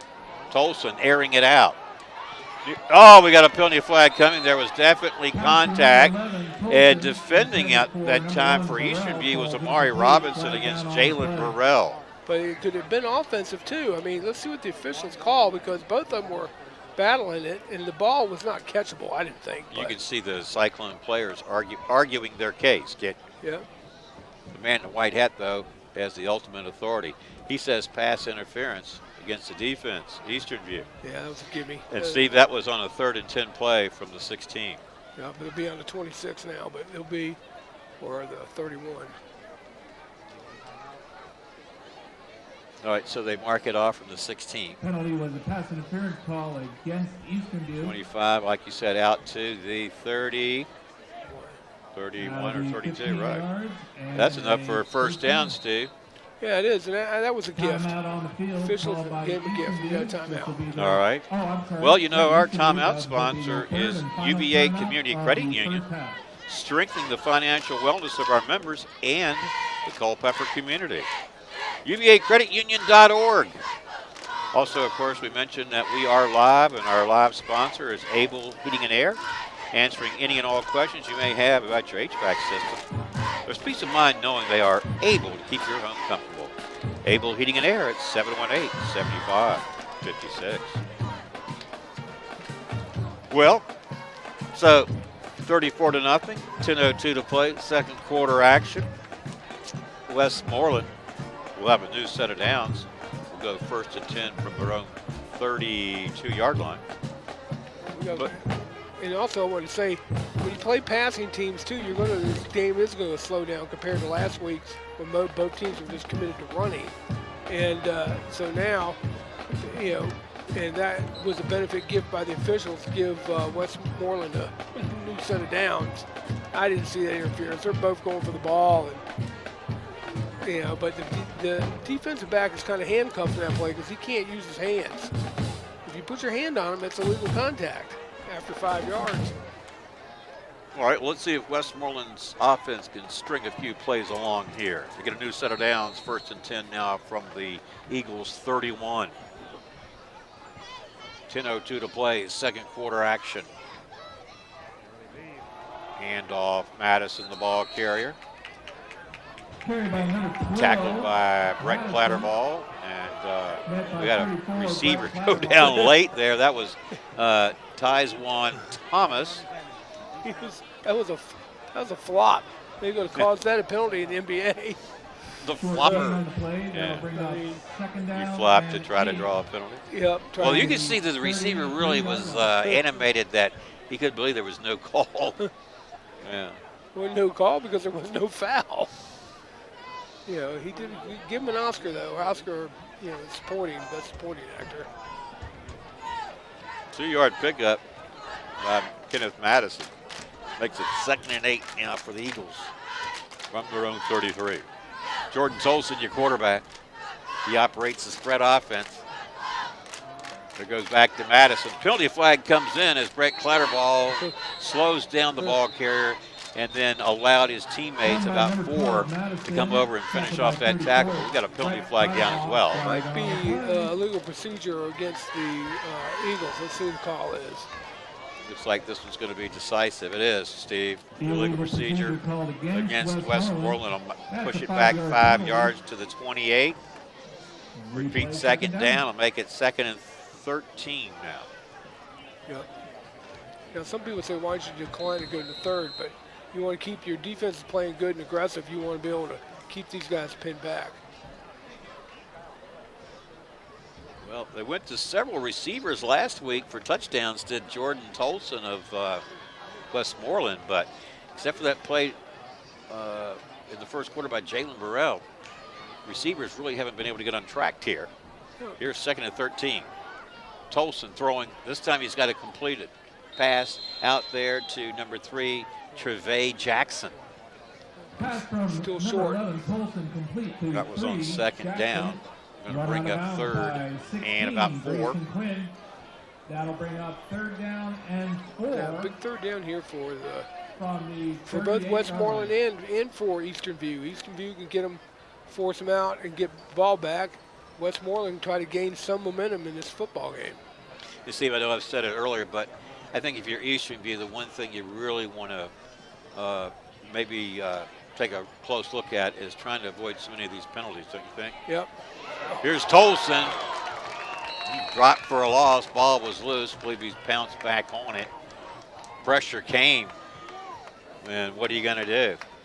Yeah, that was a great defense right there by Eastern View. Just send everybody, put the pressure on, because they're trying to find Clatterball, and they don't pick up the rest, and they just come in and clean it up. Well, you lost 10 yards in the play. Down and 14 yards to go.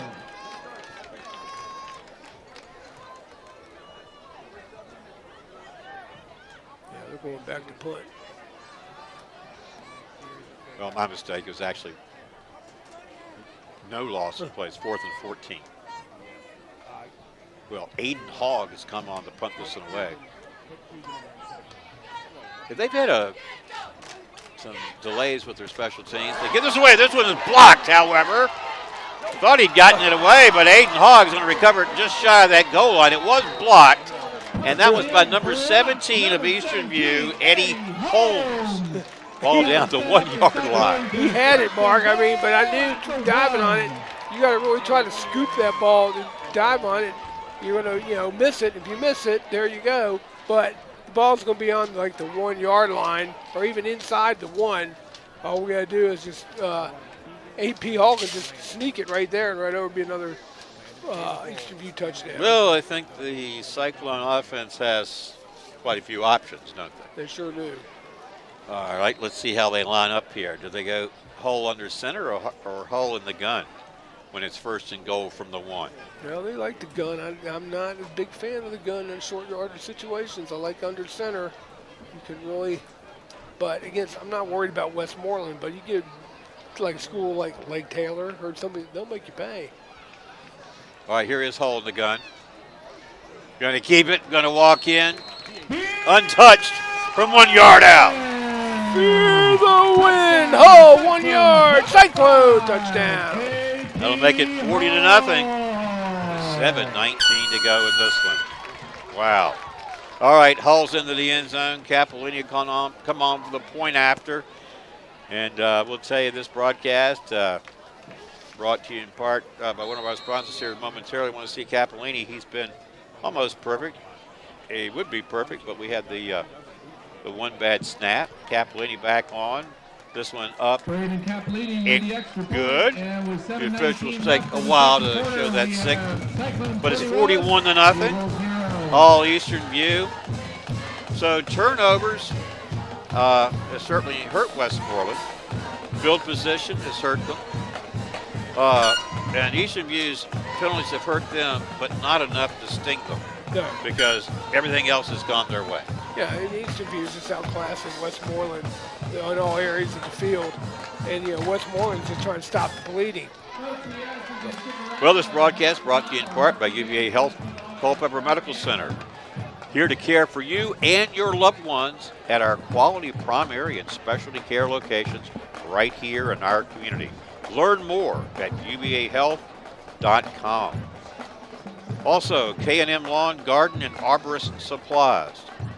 Now located directly across Highway 29 from Eastern View High School. K&M, from grass to trees, they aim to please. 825-8371. All right. 7:19 to go in this one, Steve. Of course, we look as we look a little bit ahead, we know that when we come back for the third quarter, Westmoreland will be getting the kickoff because they won the toss and deferred, but down 41 to nothing. I don't think we're they going won to see we're going to see a continuously running clock. That's true, but I don't think they won it. So, All right, this one's going to be fielded inside the 10-yard line. And this is number 8, Jay-Sean Tate. we got another flag. It's going to be against Eastern View here. My mistake. Number 6 was Devin Garnett. Brought down on the play by 16, Grayson Quinn. And then making the tackle Flag on was the play. for Eastern View's Grayson Quinn. But there's a flag on the play. We'll see what it is. Is it against Westmoreland or Eastern View? Well, as they sort this one out, we'll tell you this broadcast brought to you in part by Cash Imprints. From shirts to banners and everything in between, imprint your message on the community with Cash Imprints. 317-1473. Well, obviously it's a holding against Westmoreland. We'll mark it off 10 yards. It looks about the 16-yard line. Should be right at the 15. First down, Eagles. And it is. So things aren't getting any better for Westmoreland, Steve. No, they're not. It's going down. They got, Brett Tyler. They're letting some reserves play now because the game's really over, 41 to nothing. It's 7 minutes, 10 seconds to go here in the second quarter. Now the second unit's going to want to keep them from scoring. Well, let's pick up some of these players as we see them.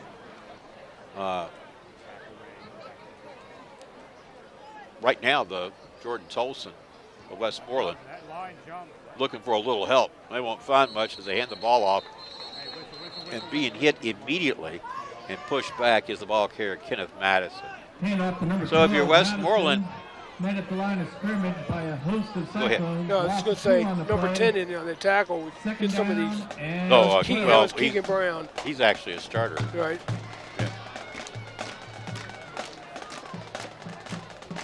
Lost 2 yards on the play. Second down and 12 from the 13. Clock ticking, 6:35 to go in the second quarter. Been all Cyclones. Eastern View on top, 41 to nothing. Kind of picked up where they left off last week in that Cannonball Classic. Hopefully had things their way. And tonight, pretty much the same thing. They haven't missed a step. Yeah. Jordan Tolson and the spread offense for the Eagles. Not gaining a lot of grass. This one, the penalty flag comes down as Eastern View's number 16, Grayson Quinn, signals he has an interception. Yeah, but it might be coming. Yeah, it is. It's going to be against Eastern View. So Quinn gets the interception, and there's a penalty flag down as well. Well, it's a false start that they would decline, which they just did. Okay, so yet another turnover. Wow, I'm starting to feel for Westmoreland here. What are you going to do? I know. I mean, it's like they might want to come out at halftime and say, hey, Coach.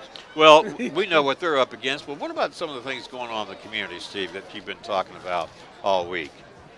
You know, because you're one of these guys that's sort of in the know about stuff. I'm not in the know anymore since I retired. You're always keeping your finger on the pulse of what's going on in Culpeper, aren't you? I wish. Well, here's another turnover as if the Eagles could afford one. And it puts A.P. Hall and his teammates back onto the field. And they're going to have it at the Westmoreland 17. Coming in late with number 55 for Eastern View. Well, that's Jake One White. Yep. Got a whistle. This may, it is going to be an offsides against Westmoreland. That's just, hey, that's just poor, poor coaching, I guess, right there. You line up offsides. So it'll make it 1st and 5 from the 12, and obviously the route continues. Because here are the Cyclones, up 41 to nothing, knocking on the door again. Jaden Williams, the ball carrier. got inside the 10, down to about the 8, give him 4 yards. Handoff to number 2. Bring up Hayden second down Williams. and short. Plows ahead for about 3 Second down yards. and about It'll 2. be second down and like I said, 3 we got the from, first- from the 9-yard Well, line. you see a Clatterball in there still. Butler. Will Butler. Number 4 for Eastern View is Detrez Hagan. AP Hall back there along with Jaden Williams on second down. Jaden Williams, the ball carrier. There goes Williams behind the block, easily into the end zone from 8 yards out. Fear the wind. Cyclone touchdown. Jaden Williams, 8 yards, and it makes it 47-0. Yes, we just said the route continues, and we certainly meant it. Yep. Well, we weren't kidding, were we? No, we were not. It's only still got 5 minutes, 19 seconds to go here in the first half. Well, if you're wondering about Westmoreland, they were previously Washington and Lee. They're located in Montrose, which is considered part of the Northern Neck. In fact, they're in that Northern Neck district, aren't they, Steve? Yes, they are. They're in that Northern Neck district with Lancaster, Middlesex, West Point, Colonial Beach, Yep. Essex. Essex, yeah, let's name the teams and their mascots, Steve. You go first, you pick one, I'll get it, and I'll go back to you. Essex. All right, they're the Trojans. All right, how about, there's Rappahannock. They're not, there's Rappahannock High School, but there's also Rappahannock County High School, 2 different schools. So our Rappahannock County is the Panthers, but what about Rappahannock in the Northern District, the Northern Neck? The Red Raiders? No, the Lancaster is the Red Red Devils. Devils. I knew But I that. don't know what Rappahannock says. I don't either. But we mentioned Essex. Who else is in it? West Point? West Point. They're the Pointers. I saw that they were the Pointers. Yeah. Not the Cadets. Not the Cadets. Not the Black Knights of the Hudson, right? Yeah. It always had a good ring to it, didn't it? The Black Knights of the Hudson They River. did. It sure did. You see, Northern Neck. All right, yeah, we're looking at the Northern Neck District. Right down here. Small school, Class A is, who else is in it? Oh, Middles. Okay, Matthews. They're the Blue Devils. Yep. Let's see, here's actually up here, Westmoreland. Oh, you're looking in the region. Yep. We're looking at the district. They didn't have it on They there. don't have it on there. Okay. Oh, yeah, they do. Right here. Westmoreland. Here it is. Well, there's Westmoreland, but where are their That's the district. You can say region, but that's really the district. this one is going to find its way into the end zone for the touchback. Kickoff from But, you know, we're talking about goes into Essex, the of course, end and the zone. That'll be a Trojans. cutback. Matthews, one of the schools in Westmoreland will Virginia, take over the on Virginia the High School League, known as the 20-yard Blue line. Devils. First and We've 10. always enjoyed rattling them. Those Lancaster. Lancaster is the Red Devils. What was Chincoteague? I don't know about them. The Horses. The ponies. Why not, right? Yep. Charles City. I don't know that. Don't know that one. See, those are schools we wouldn't ordinarily see or come across. All right, you're looking at the score line there. It's not a mistake. It's been really all Eastern View. Except at the start of the game. It looked like Westmoreland was going to make it a game, and then the wheels just fell off that bus. Well, particularly when they forced Eastern View's punting team onto the field. We didn't see them till late in the game last I week. know. And we said, wait a minute, now they're going to force Eastern View to punt? Maybe they got something going on here. Well, I guess not. Short pass out there in the flat, complete across the 25-yard line. It should have been an incomplete because it hit the ground before it went. Did it? Yeah, but we don't have the officials don't have replay, so yeah. Trevay Jackson did a good job then of disguising that. Hauled it in for a gain of about 6 yards. Brings up, or 7, brings up 2nd and 3. Again, they're playing, a lot of the second, team 28-yard line. in there, and they want to.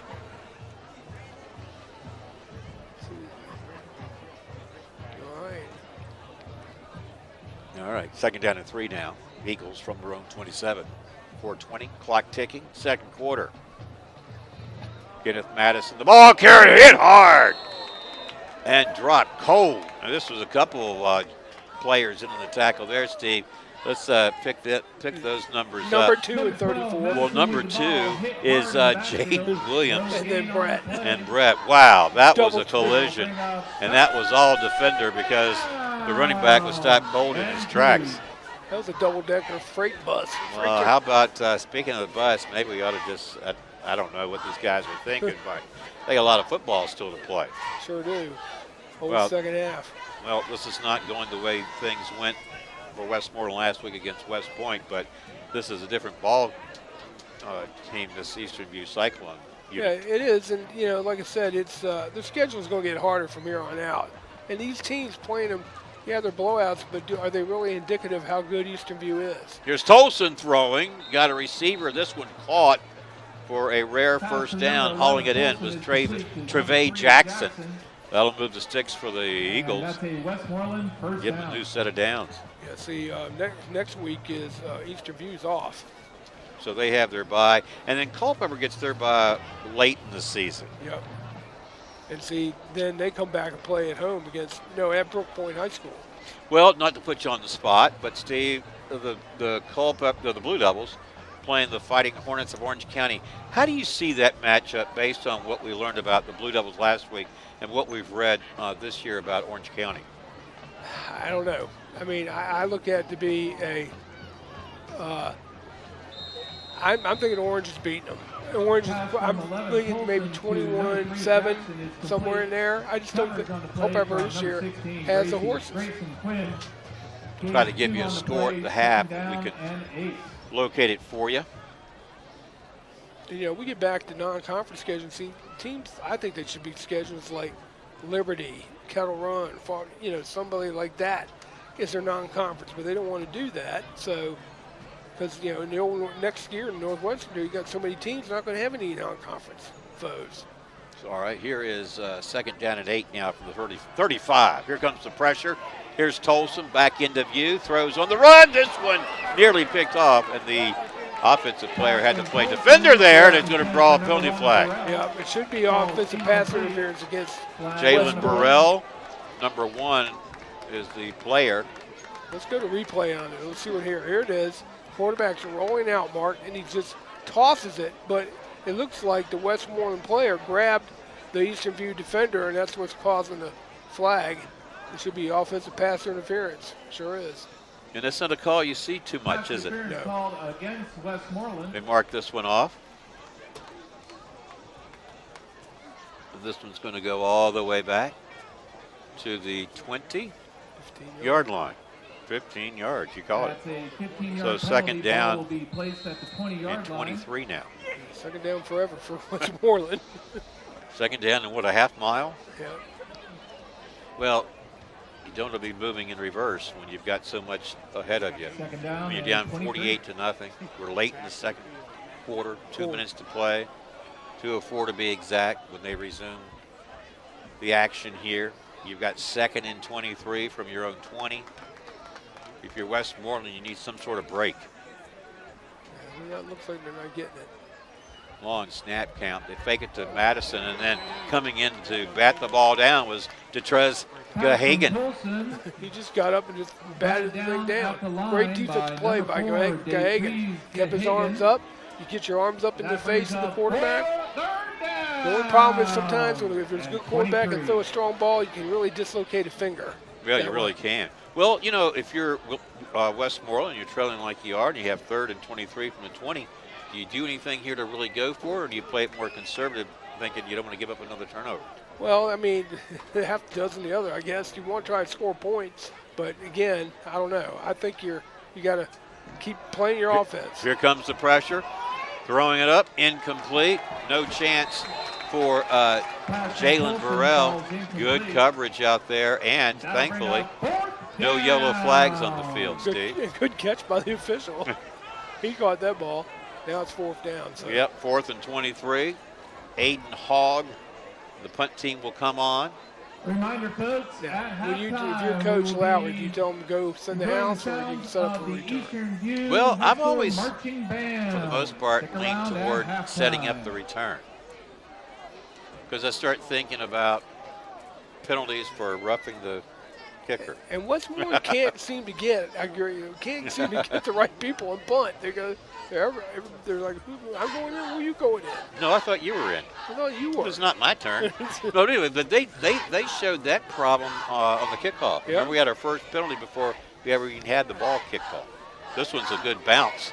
Thankfully for Aiden Hogg, who rushes the kick, and it does take somewhat of an Eagles roll. They're going to down at about the 45-yard line, 44 to be exact. So once again, Eastern View will bring this offense onto the field with a short field to work with, and they're already up 48 to nothing. Yeah, but I just would here work on your run game, work on your blocking, and see what happens here before halftime. And then say after half, it's going to be a running clock, no timeouts, and that should get this game rolling pretty quick. So to me, it brings up sort of the question: at what point do you start putting in your backups and your skill positions? Yeah, probably the second half.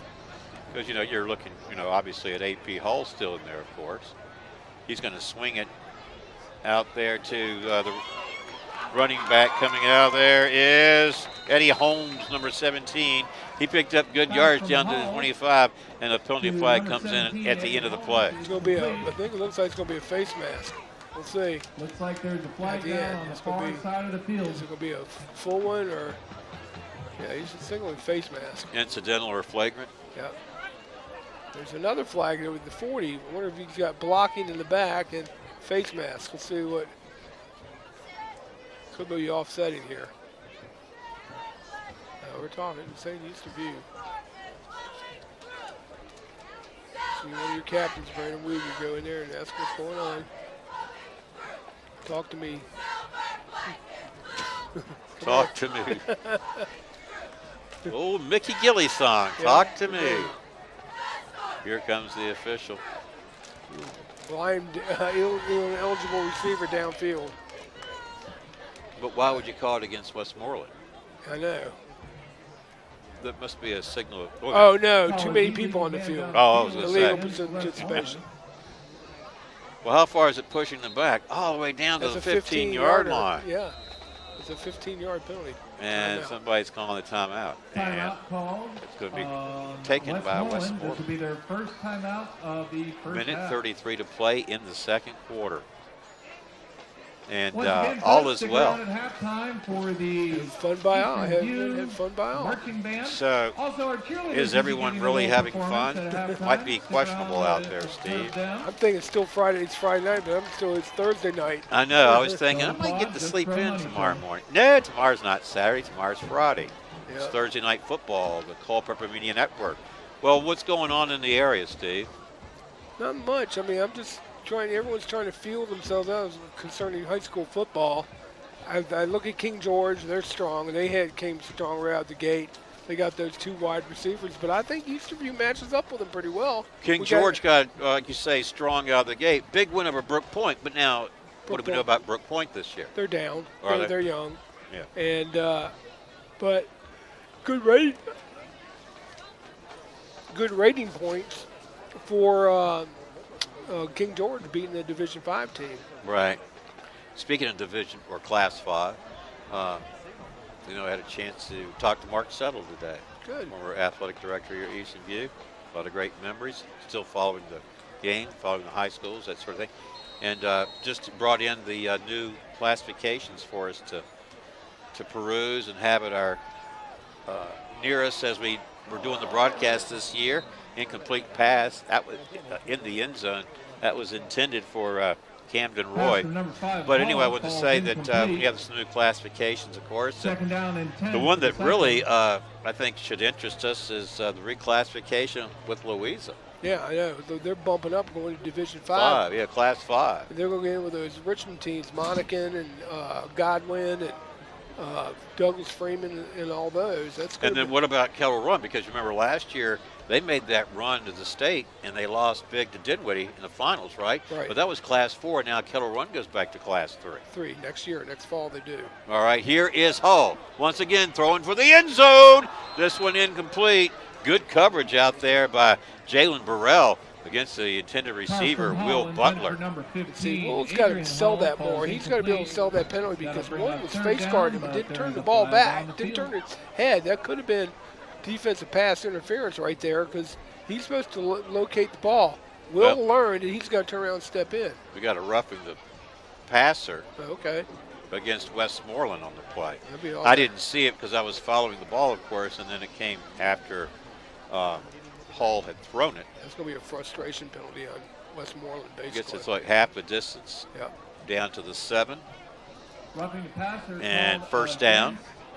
Westmoreland. First and goal now from the 7. That'll bring up a first and So if you're goal, Westmoreland's defense, you got to be Cyclones. thinking the last thing Eastern View is another score before this first half expires. We're down to a minute 22, but the Cyclones have it now at the 7-yard line.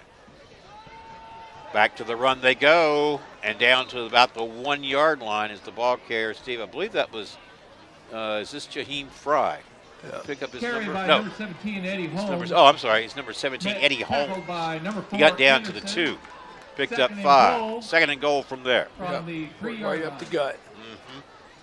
And Hall's in there too. This is where you like to send Hall or Brett to get those power runs, or Jade Gardner. Clatterball is blocking. Whistle to stop this one. Yeah, that's going to be 5 yards against. Flag on the play pre-snap. For the illegal procedure procedure. against Eastern View. They'll move the ball back to the 5-yard 7. penalty. And it'll be second and replay, goal second down. once again. Yeah, 7. AP Hall was running before they got the ball. That was his fault. I saw that. Clatterball is in there. On that play, he was designed as a blocker. So they're Let's only- see if they go back to the same play. Second and goal from the 7. Clock running, 35 seconds. And counting here in the second quarter. Whistle again. Yeah, this would be 5 yards against WNL, half the distance. False start. You could tell by the False Westmoreland's start. reaction Encroachment there. It's number on 52, Westmoreland, just sort of 5-yard penalty. said it all. That was Second down at the 3. Life White. Life White. Life White or Life? Well, it's spelled L-Y-F-E. How would you pronounce it? Lafitte? Huh? Lafitte? Lafitte. That sounds French. Yeah. Lafitte. All right. Fake, throw, end zone, touchdown. Let's see who's got it. I think it's Will Butler. No, it's Brett. number 34, Brett Clatterball. He scores again. Fear the wind. It's a Cyclone touchdown. Wow, word. Clatterball again. 7 yards. Makes it 54-0, and the onslaught continues. Continues. Wow. I mean, this game could get out of hand even with a running clock. Well, that was a play that really used a little deception, a little trickery. Yeah. And then Clatterball wide open, made it look easy. They really do have a lot in their repertoire, don't they, Steve? Yeah. Capolini's kick up and good. With the extra point 55-0 is our score. Cyclones With now 17.3 seconds seconds left in the to first show half. on that second quarter clock. And I was asking you about different events. Westmoreland Unleash the hounds. But I wanted to get back to, Talking about Orange, we talked about Louisa. Change. yeah, Louisa going up to 5. Kettle Run back to 3. Liberty still at 4. You see, Culpeper was supposed to go up to 4, but now they back at 3 again. I don't know if there's any politics being played there or what. I mean, I think they just beat it, but they're staying at 3. And the other one, Albemarle, they're still a 5. Well, we mentioned that, of course, we are live, and our live sponsor is Able Heating and Air. Answering any and all questions you may have about your HVAC system, there's peace of mind knowing they are able to keep your home comfortable. Able Heating and Air at 718-7556. Yeah, even Matoka moved up too. So Louisa, they're in with L.C. Bird, Hermitage, Freeman, Midlothian, Patrick Henry, Roanoke, Prince George. William Go back, Fleming. if you go back to that northern district, one of the names I like is Colonial Beach's name. The Drifters. The Drifters, yeah. All right. On the return from the 10-yard line, this is number 8, Jay Sean Tate. Tate makes the most of it. Straight ahead, got across the 30 out to about the 35.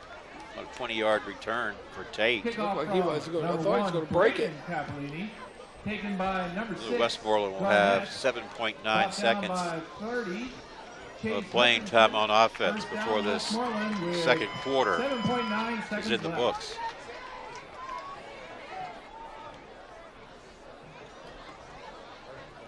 All right, Steve, we can pick up some of these numbers as we, 55, well, we mentioned him. That's Jaquan White. He's been in Okay. there. 51.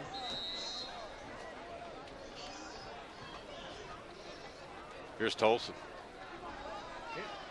Incomplete. Receiver open in the flat out there was number 9. Pass from Sean Tolson will make to that number 9, Dakhoven Nalmoff. Nalmoff. Falls incomplete. Interesting name. 2nd and 10. Nalmoff. 3.5 seconds to play. What do you get? You know, Steve, if you're John Pierce, the third-year coach, I believe it is at Westmoreland, what do you tell your Eagles at the half? Well, you're saying that fun was had by all. So what can you tell them? I mean, they're getting smacked, 55 to nothing. I was going to say, what do you tell them? You know, incomplete pass out there, and that's the sound that signals the end of the quarter. All right, we played half a ball game here at Cylone Stadium. The two teams will go to the locker room for the intermission, but the Cyclones well out front, 55 to nothing. We'll take a break. We will come back for the third quarter and Eastern View's kickoff to Westmoreland. Enjoy the break. Keep it right here on the Culpeper Media Network. This broadcast is brought to you by the following community supporters. Able Heating and Air, answering any and all questions you may have about your HVAC system. There's peace of mind knowing they are able to keep your home comfortable. CFC Farm and Home Center, supplying your lawn and garden, pet, and farm needs since 1932. Hometown pricing and outstanding service at CFC Farm and Home. Found in Sons Funeral Home, Culpeper's perpetual best of the best for resources, planning, and support for our entire community. From shirts to banners and everything in between, imprint your message on the community with Cash Imprints. Battlefield Toyota, Chevrolet, and Ford, proudly serving the Culpeper community for over 20 years. State-of-the-art service departments and over 22 acres with hundreds of new and pre-owned vehicles. Battlefield Automotive. Nominations are now being accepted for the local area sports Hall of Fame. Nominate anyone that you feel is deserving of historical local sports recognition at localsportshistory.com/HOF. K&M Lawn, Garden, and Arborist Supplies. Now located directly across Highway 29 from Eastern View High School. K&M, from grass to trees, they aim to please. UVA Health Culpeper Medical Center is here to care for you and your loved ones. Our high-quality primary and specialty care locations right here in our community. Visit uvahealth.com for more information.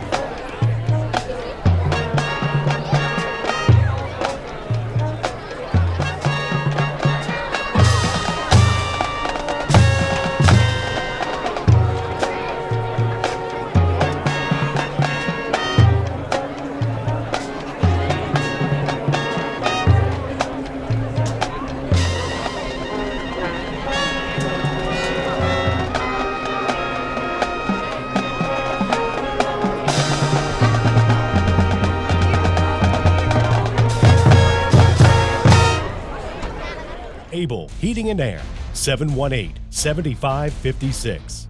CFC Farm and Home Center, 825-2200. Found & Sons, 825-3530. Cash Imprints, 317-1473. Battlefield Automotive, 547-3673. Nominate today at localsportshistory.com.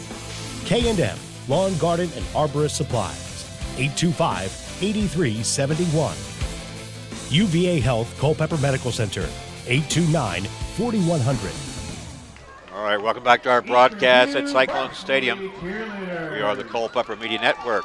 Mark O'Connell, Steve Peacock, Johnny Krawchuk with you tonight. Getting ready to start the third quarter, and Eastern View will be kicking off to Westmoreland. Our score is 55-0. We'll have a continuously running clock. Steve, what can we say about that first half that we haven't already said? Really nothing, just domination by Eastern View. They're on all cylinders. They had a few penalties which they had back, but overall, I give them a grade right now about A-.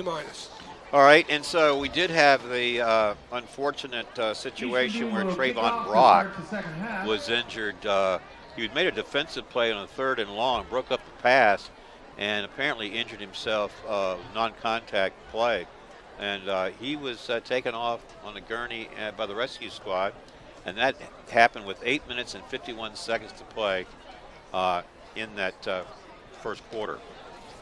So that, coupled with some of the big penalties, are the things that would be negatives for Eastern View. But other than that, I mean, just total dominance. Total domination. Here's Capolini kicking off to start the third quarter. Let's see what, if anything, Westmoreland can do differently here in the third on this return. Not much doing, shy of the 20-yard line. Stoppage. Was the return man number 6 there, Devin Garnett. And remember, we have to be mindful of this clock, Steve, because it's going to get away from us if we're not careful. Well, you know, this broadcast brought to you in part by Found & Sons Funeral Home, Culpeper's perpetual best of the best for resources, planning, and support for our entire community. That's Found & Sons at 825-3530. It was a penalty. Yeah, it was on the kickoff receiving team. Well, we had some scores to share with you. All right, let's go. Let's hear them. Let's see what we got here. My faithful correspondent. We got a final. Orange County defeated Culpeper 18-8. Okay. At the half, we also had Stafford over Chancellor 34-0. Brook Point over Spotsy 28-7.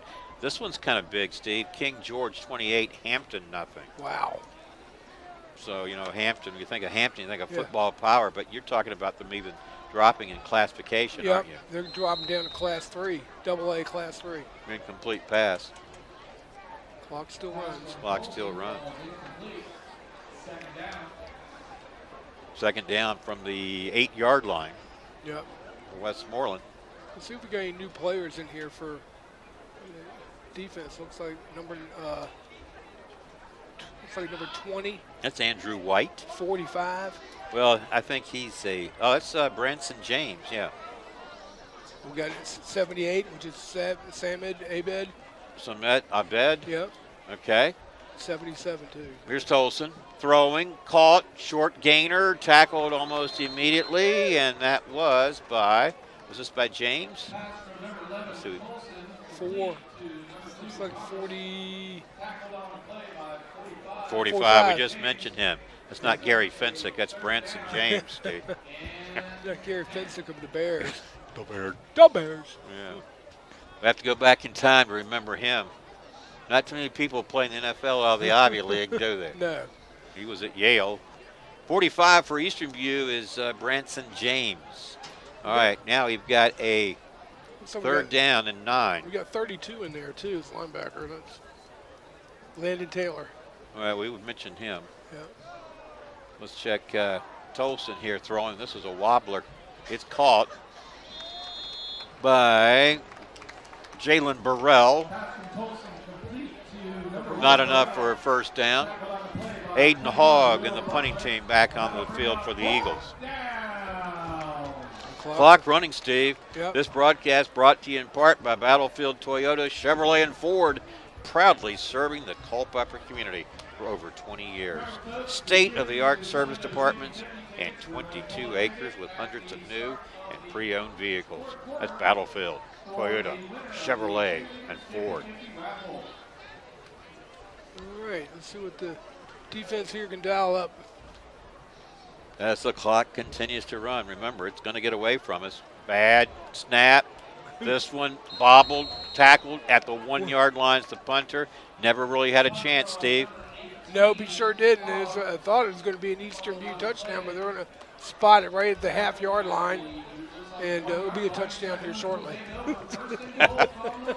Well, let's check some of these players coming in and see if they're new to our broadcast here tonight. Let's see if they make any changes in those skill positions. You got a Hull going in, still a quarterback. Yeah, because he's number 5. Number 6 is Jaheim Fry. He's carried the ball 2 or 3 times in that first half. 13, But Camden Roy's in there. okay. And will we see Brett in the lineup? Maybe, maybe not. It looks like No. Keegan Brown is in there, isn't he? Number 10. Yep, they're just going to wait on the clock. Really kind of playing in that spot that Brett would be in. Lined up as that H-back there. You see him there, number 10, Keegan Brown. He's a tight end on offense. Here's Hull, high snap, ball carrier, trying to get in there. Can't quite do it this time. And let's see who that was. Was this Fry or Williams? I think it was number 2. Well, that's No, Williams. it was number 13, wasn't it? Maybe No, it was 6. Number 6. Yeah, Jaheim Fry. So Fry is back there behind Hull. Second down and goal from about the 1. So Jaden Williams on the sidelines. Jaheim Fry in the backfield. They're just waiting, letting the clock run. I don't blame them. Well, you know, that's really kind of nice because, you know the score is, you almost say imminent. 35, you get up 35 points, second half, continuous clock. And they've been up by 35 and then some for a while as Jaheim Fry makes his way to the end zone from about 2 yards out. And now, Steve, Cyclones are in the 60s. Fear the wind, Cyclone touchdown.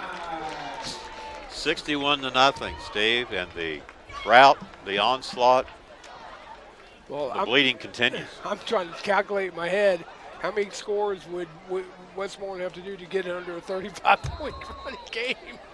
Well, let's see, 6 points. You'd have to score 7 touchdowns, is that right? I just don't see that in the offing there. Or 6 touchdowns. You'd have to score 6 touchdowns. The way things are going, wouldn't bet the house on that one. No, it wouldn't. How about 62-0? No, they'll stop it now before the kickoff. Well, you know, this broadcast is brought to you in part by Cash Imprints. From shirts to banners and everything in between, imprint your message on the community with Cash Imprints, 317-1473. And UVA Health, Culpeper Medical Center, is here to care for you and your loved ones at our quality primary and specialty care locations right here in our community. Learn more at uvahealth.com. Yep. 62-0 our score. We mentioned we had some finals for you. At least we had the one for Orange County. Yep. Now Culpeper's starting 0-2. Final was Orange County 18, Culpeper 8, Brook Point 58, Spotsy 7. I got a feeling, and look what King George did to Brook Point last week. So Spotsy must really be down this year, Steve. Yep. Yep. Cortland, they off or they win. I like to see what Louisa play tonight.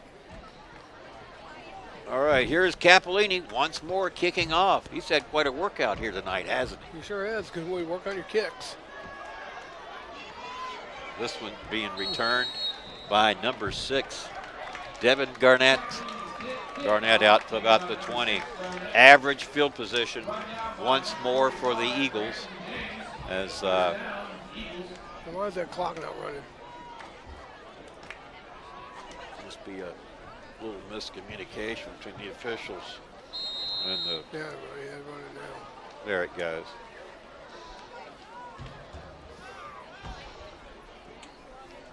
Well, there it runs. Westmoreland on offense. We'll start it at the 20. And Westmoreland's got some beef on that line. They got some big beef. No, particularly number 76, right? Yep. And that's McCain Yerby, 5'8", 325. Back to the run they go. This time it's Darius Anderson. We got some new players in there. In on the tackle, number 77 was Eric Smith. 78, we already said 8 bet. 78, Samet Abed. 20. All right, and 20 is Andrew White. 32, you've already mentioned him. That's Landon Taylor. 45, we mentioned 45 is Branson James. 11. Braden Hubert's number 12. Number 11 is Elijah Smoot. 32, we mentioned him. Yep. Yep, Landon Taylor. Second down and 6. Westmoreland at the 24. Jordan Tolson. Handoff, running back, right side. Not much doing. Got across the 25 to 26. And that was Darius Anderson, the ball carrier. Darius has got his derriere showing. Derriere. Couple of pants up. Darius says derriere. Third down and I 3. couldn't resist. You couldn't help yourself on that one, could you, Steve? Right now, big third down. See if Westmoreland's going to make a comeback. They've got to start now. They got bow their necks. Let's go. Well, tough row to hoe, as the expression goes. Yeah. Third and 3. Tolson throwing near side. Receiver caught just shy of the 35-yard line. Hauling it in was Trevay Jackson. New set of downs for Westmoreland. This broadcast brought to you in part by CFC Farm and Home Center. The service, knowledge, and products you need for your farm, your home, your pets, livestock, and equine since 1932. Also, K&M Lawn, Garden, and Arborist Supplies. Now located directly across Highway 29 from Eastern View High School. It's K&M. From grass to trees, they aim to please. K&M, 825-8371. Clock counting, ticking, 4:30. Tolson got a receiver. Short gain, maybe a yard. About 5 different black jerseys in on the tackle. Yep. As Dakoven Nomov called that one in. Short gainer. Picked up a yard, brings up 2nd and 9. I tell you, watch that clock, Steve. Yep. We're down to the 4-minute mark already. I'm watching it right there on the screen.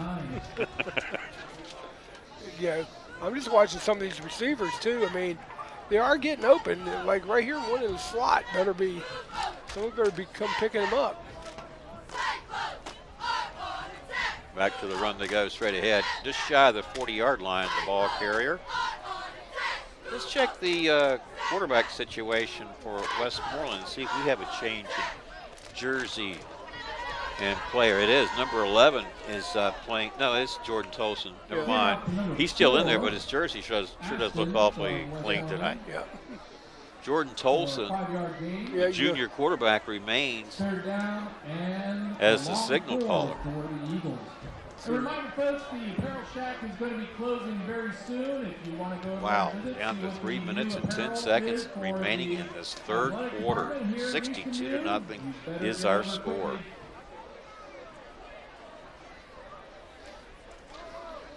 And it's 3rd and 4. Eastern View shows pressure, back pedals, still comes at him. Tolson gets away from one defender, throws on the run, incomplete, threw it away to avoid the tackle. See, back in the old day, that would have been intentional grounding. But not now, they probably throw it out. Now it's 4th down, so I think you got to go for it here. Well, let's see what they'll do. Well, you've got nothing to lose, do you? No, I mean, you got to be, the kid out here dancing from Westmoreland. You got to, you don't teach your kids to run and hide. You got to play this out. 4th down. You got what? How many yards they got? 4th and. Well, they got 4th and 4. Yep. I think you're right. What do you got to lose, Steve? Yep. It's 62-0. You're down to 2 minutes in the third quarter. I mean, I guess you just have to, what do they say, throw caution to the wind? You got it. They go to the run, and he won't get it. And that was the ball carrier, Nakai Dameron. Handoff to number 7. Turn it over on downs. And the last thing Westmoreland needs is another look at the Cyclone offense. Right. And that's why I guess they stopped the clock. Now, see, last week they didn't stop the clock even on changeovers. But here they do. So, to me, I got to do a little more research. How come it's enforced different by different officials? Well, they did. Started down, but right. But even exchange it down. Maybe they stop it only to set the ball. What do you think? Yeah. Eastern View on the Westmoreland 40. This is Eddie Holmes. Gets the edge because he broke a tackle. Breaks another one. Makes the cut. Still on his feet. There he goes. Eddie Holmes. He's looking for the end zone. And he finds it from 40 yards. Fear the wind. That's a Cyclone touchdown. Go to you, Mark. Yeah, I tell you what, Eddie Holmes from 40 yards. Steve, that's got to be worth another look. It sure is. I think he just got hurt on the celebration, but let's go to the replay and have you call it for our okay, here it was. Just a short handoff to Holmes. He eludes 2 tackles around the end. They look like they got him closed off, but he emerged out of the pocket, and then all of a sudden he pay dirt and took it right into the end zone for a Cyclone touchdown. Now he's suffering some cramps on the field, but he was celebrating at that day, and he jumped up and his leg cramped up. Getting hurt in the celebration rather than the play. He really did a lot of work to get into the end zone for 40 yards, didn't he? Sure did. So he's getting up. Yeah, it'd be helpful when you go out. You got injured jumping, celebrating. But yeah, he's got a cramp. Eddie Holmes, he finds his spot in the limelight. He sure did. Sure did. Braden Capolini. It's time in the sun. Yep. He did. That was the best run all game, Mark. It was the way he broke tackles. Yeah. Just an off-tackle run. I agree with you, Steve. Great effort. Capolini kicks another one through. Our score, 69-0. Minute 10 to play. Third quarter action. Let's look ahead. Where are we next week, and how do you feel about being the? We'll be at Culpeper against Fauquier. All right. And what do we know about the Falcons this year? They didn't win their first game, either. They lost, I think, with the Loudoun County, I believe. But Culpeper's in for a rebuilding year. I look for basically it's going to be a good game. If Culpeper can control the line of scrimmage and show me more than what they showed against Eastern View, Fauquier is going to be ready to play. They're going to be a tough out. So, but can Culpeper beat them? Certainly.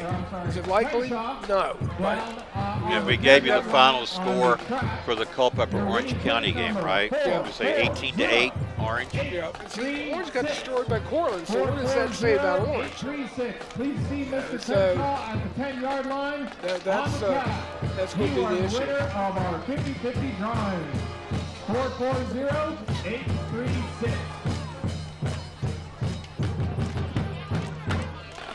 Sorry, Mr. Curno. We mentioned nominations are now being accepted for the local area sports Hall of Fame. Did you know it, Steve? You can nominate anyone that you feel is deserving of respectful local sports recognition at localsportshistory.com, then /HOF. Capolini kicking off once more. This one into the end zone for the touchback. This will be in the third quarter here pretty quick. Well, we mentioned we are live, and our live sponsor is Able Heating and Air, answering any and all questions you may have about your HVAC system, there's peace of mind knowing they are able to keep your home comfortable.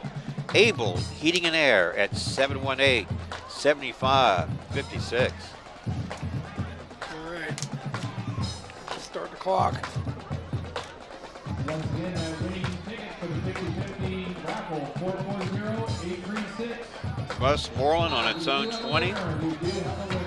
Field position has not been kind to the Eagles tonight. No.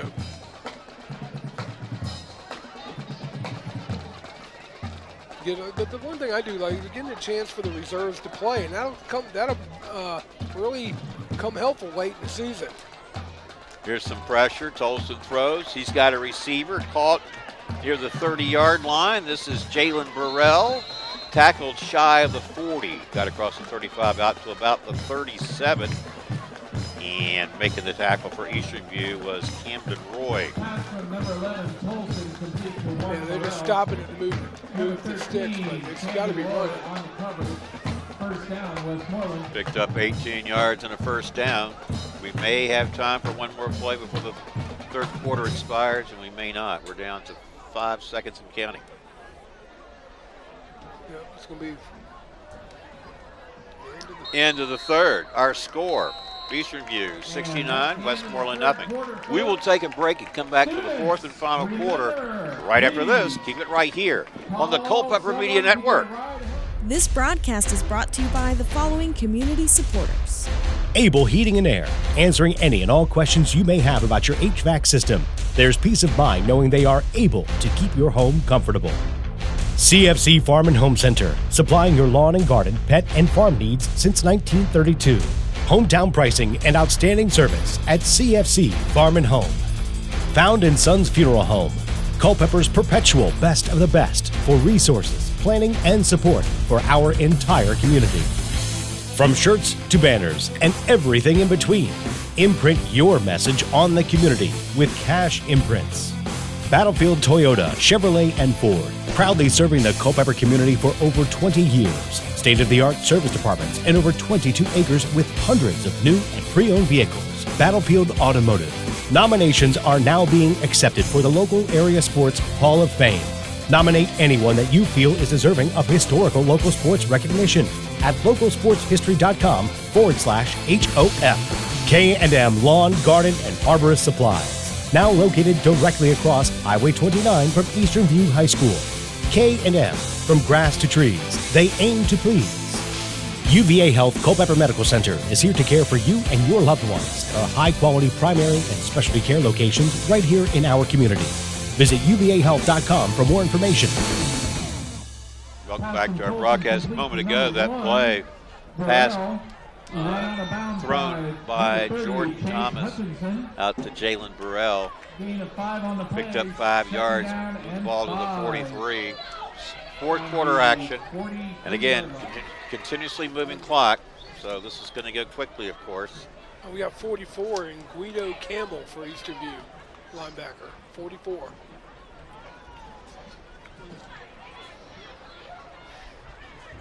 Campbell Guido, number 44, tight end defensive lineman, sophomore. He's in one linebacker spots. They go to the handoff. This is Darius Anderson, the ball carrier. This broadcast brought to you in part by Found & Sons Funeral Home, Culpeper's perpetual best of the best for resources, planning, and support for our entire community. That's Found & Sons at 825-3530.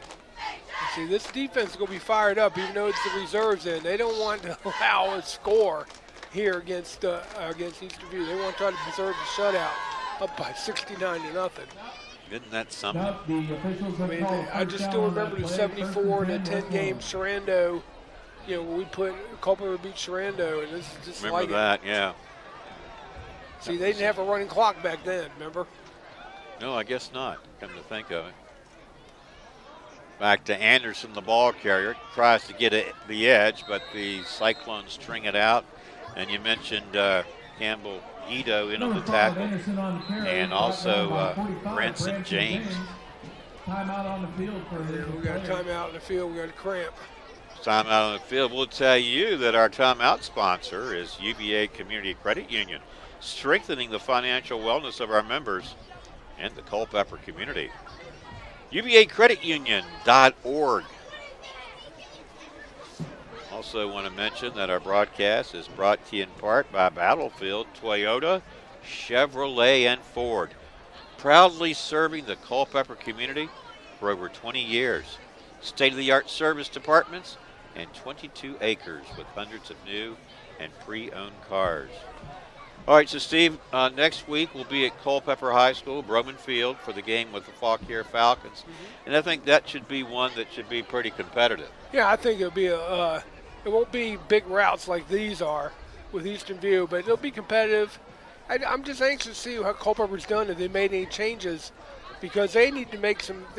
Their coach, Sherry, knows it's going to be a long season. He's in a rebuilding year. He wants to get his kids in there. But one thing I know, they're going to battle. They are going to battle and see what happens. I think it's, more of an even game than Eastern View Culpeper was. So we'll see what Culpeper can do against Fauquier. Border rivalry and used to be a district rival. And yeah, and we can look ahead toward the season and see some of the other games we're going to be broadcasting. We have on our schedule.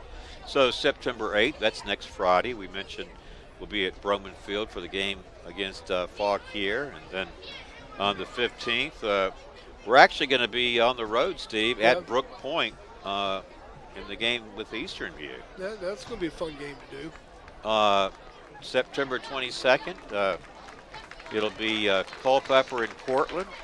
And that'll be at Cortland. On the 29th, we'll be at Caroline.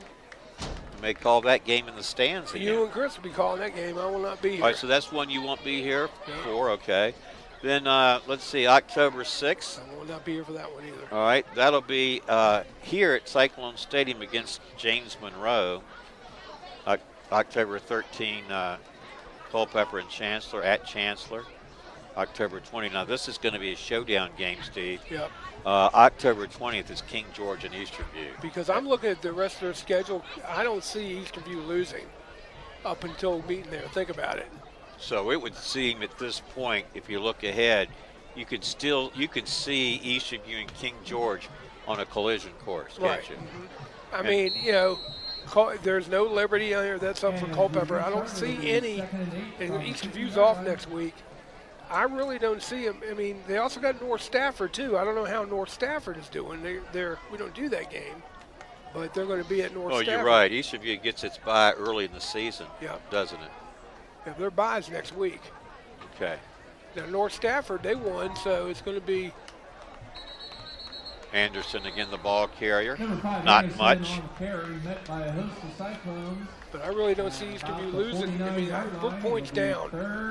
I think they'll beat Brook Point. I'm going to be really anxious to see how North Stafford should, play, because North Stafford's played some tough schools.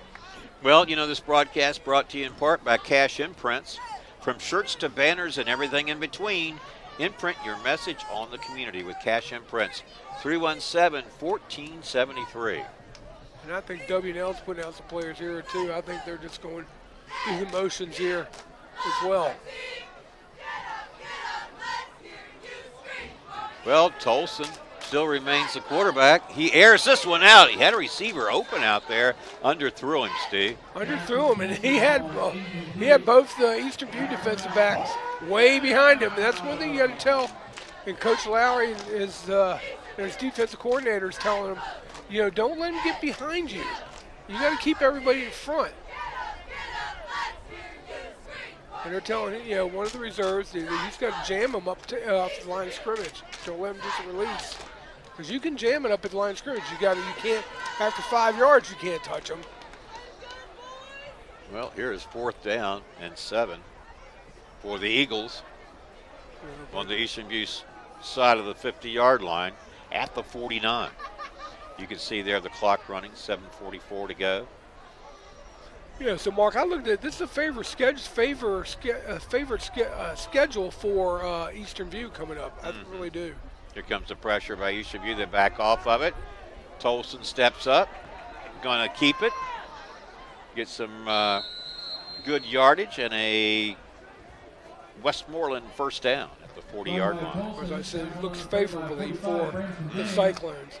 Sure does. I think they'll see how they do against North Stafford. That's going to be a good ball game.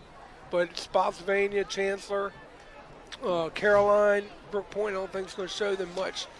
And so I think the showdown on October 22nd is going to be the one. Could be the one. All right.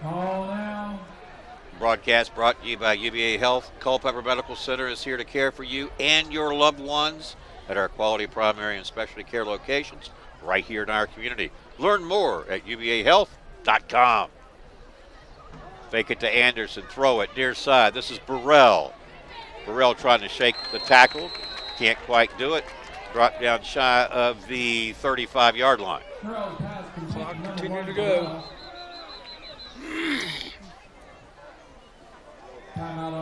Well, there is a timeout on the field, though. That'll stop it. We got injured player. Might be another cramping issue. That's an Eastern View player. Just pull him off the sideline. Well, we've gone through a lot of good information tonight for the viewing audience, Steve. We mentioned Louisa. The Louisa Lions won't see Eastern View in the postseason because Louisa is classified now at 5A. No, that's for next year. I thought it was now. No, Are you sure? Yeah, it's. You sure? You want to take a look at that again? That sheet? Yeah. Well, this was from a different source today. Might want to. I think it says 23 and 24. Of course, I could be wrong. I've been wrong before. Approaching that 6-minute mark. Yeah, 23, 24. Yeah, this is 23. Yeah. All right, this one nearly picked off, and the ball is loose. And apparently he had possession. It's picked up by the Eastern View defender going along the far sidelines, picking up a block, still on his feet, into the end zone. Let's pick up the number, Steve. Is it 24? Or number 4. No, it's 24, I think. Devin White, isn't it? Yep, sure is. 24. Devin White, fumble recovery, Steve. Fear the win! Cyclone touchdown! 75-0. Wow. Now he goes over to ring the bell. That was a smack, too. Somebody laid the wood on that Westmoreland player, coughed up the ball. Now, the coaching staff is saying it should have been a fumble. Recovery should have been incomplete, but it wasn't. He took steps, and he got nailed, and next thing you know, White, I would say White ran it back for a touchdown, 75 yards. I would say he didn't take many steps because the ball really didn't have any zip on it, and it looked like the defenders were going to be in position maybe to bat it away or maybe to intercept it, but he got the receiver caught it. Then he took a pretty good shot, like you said, coughed it up, and then Devin White picked it up, returned it to the house. And now our score is 76-0. Well, that eclipses the 74. 74 to something, 14 or something over Sharando. Culpeper, Sharando. We're getting back to this alignment.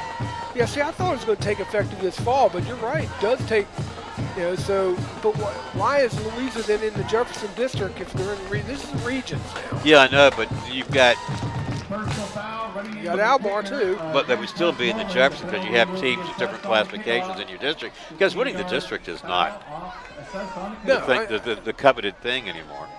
It's it should be though. Remember when it used to be an automatic berth into the playoffs? Yeah, it should be. And I thought that's what they were going to do, but again, you got to look over here. And you got all the Class 4 schools. See, Tuscarora and Woodgrove dropped down. So they've come now back to Division 4. They were Division 5, AAA. You got the new school, Rock Ridge, John Champ. They were a 6 last year. Wow. So Tuscarora and Woodgrove have been in the thick of things. And see, look where they put Orange as a AAA school. No, these are all they're 4. They're 4A. Same region with See, Amherst. Fauquier and Culpeper, they're in Division 3 along with James Monroe. So it's going to be interesting. What a run, what an interception, what a hit there by. Was it Devin White ran for that touchdown, 75 yards. Fumble recovery for the touchdown. Mr. White is saying, hello, how are you? And I think really basically, I think both teams just wanted to get over as soon as this ball's kicked. So that was Westmoreland take a knee every play. Brayton Capolini has kicked off a lot tonight. Yep. Very active. Teammates have had their way. Capolini, short kick. Caught Yeah. near the 30-yard line. That will likely draw a penalty flag. Yep. That will. That was a late hit. Shouldn't there was Kickoff from Capolini. unnecessary taken roughness. by There's no number point in that. 9. Moomoff.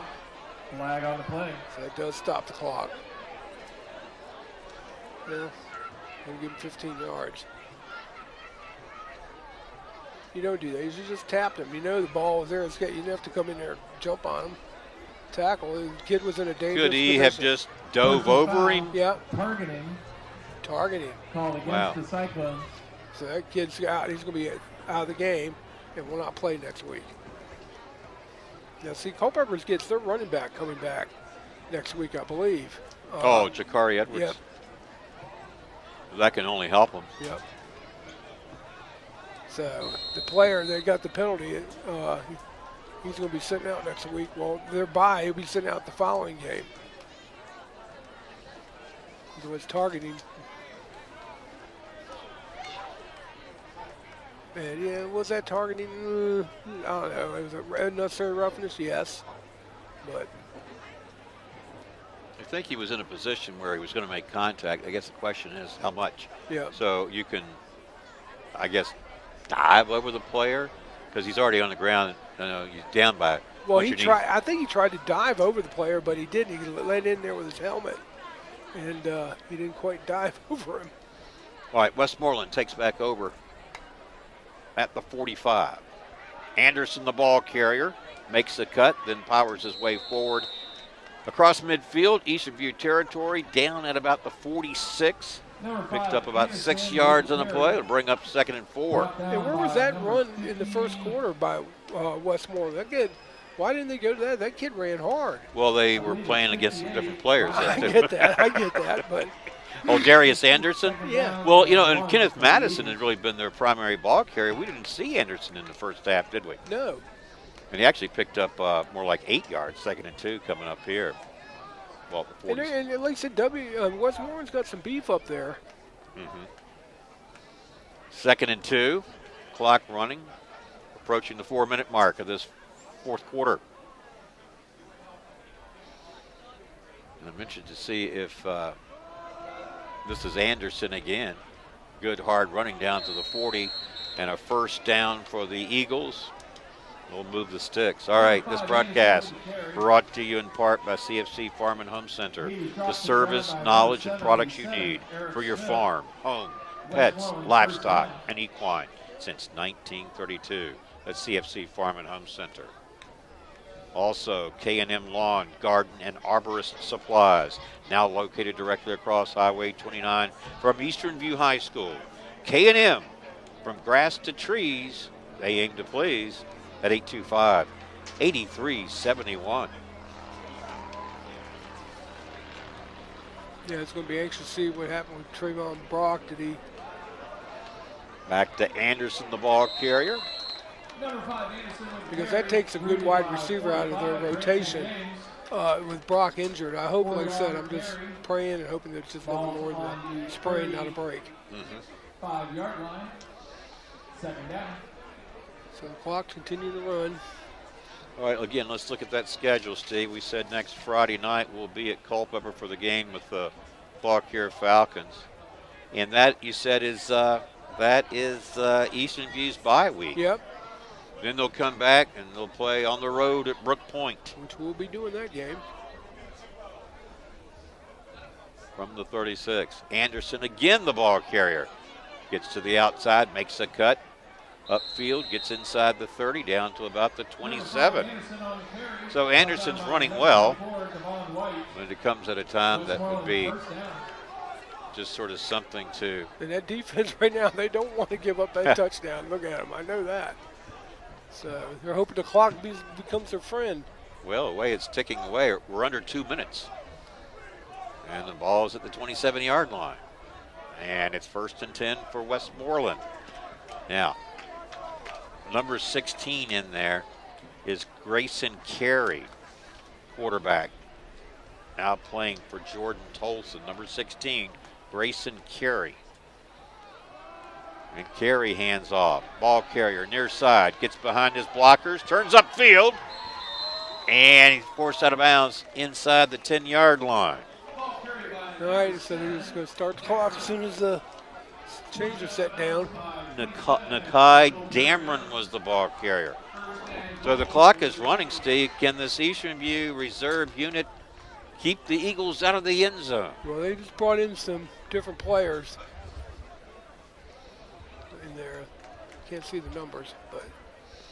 Well, Westmoreland now in position where maybe they're thinking they can avoid the donut here. Ball at the 9. Handoff, running back, number 7. Nakai Damron once more gets to the 5. So what they're going to do here, so now under 45 seconds, they're going to try to run a.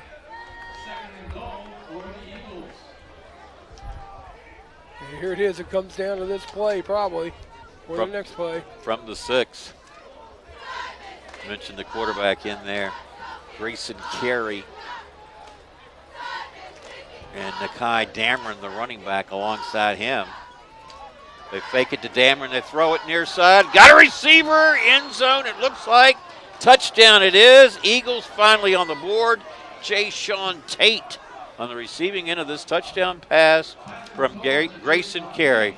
So, Steve, the Eagles do avoid the donut. They avoid the donut. They got just squeezed in there in that corner of the end zone. And, again, that Westmoreland was determined not to let to come out here without scoring a touchdown. But they're going to get one up here with 10 seconds.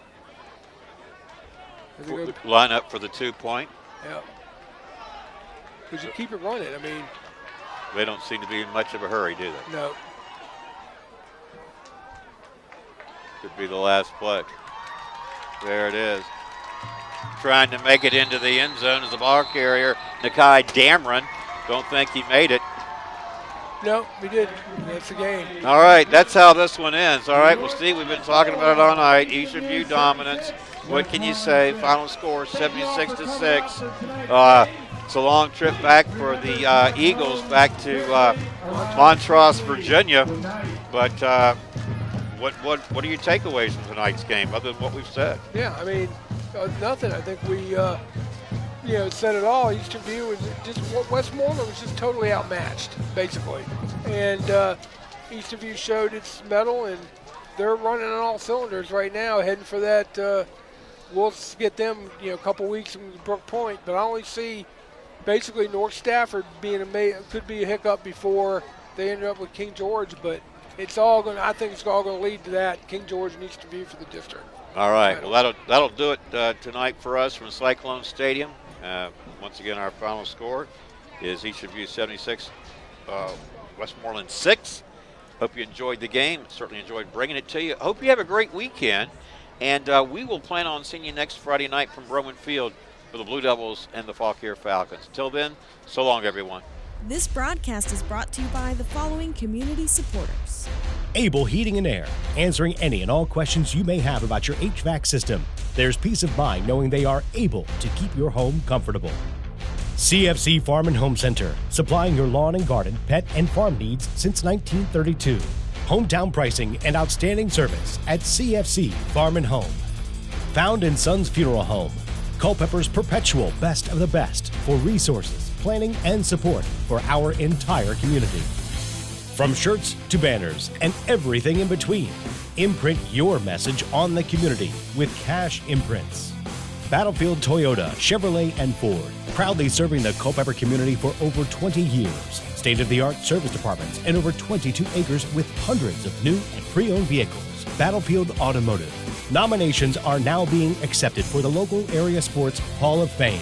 Nominate anyone that you feel is deserving of historical local sports recognition at localsportshistory.com/HOF. K&M Lawn, Garden, and Arborist Supplies. Now located directly across Highway 29 from Eastern View High School. K&M, from grass to trees, they aim to please. UVA Health Culpeper Medical Center is here to care for you and your loved ones at our high-quality primary and specialty care locations right here in our community. Visit uvahealth.com for more information.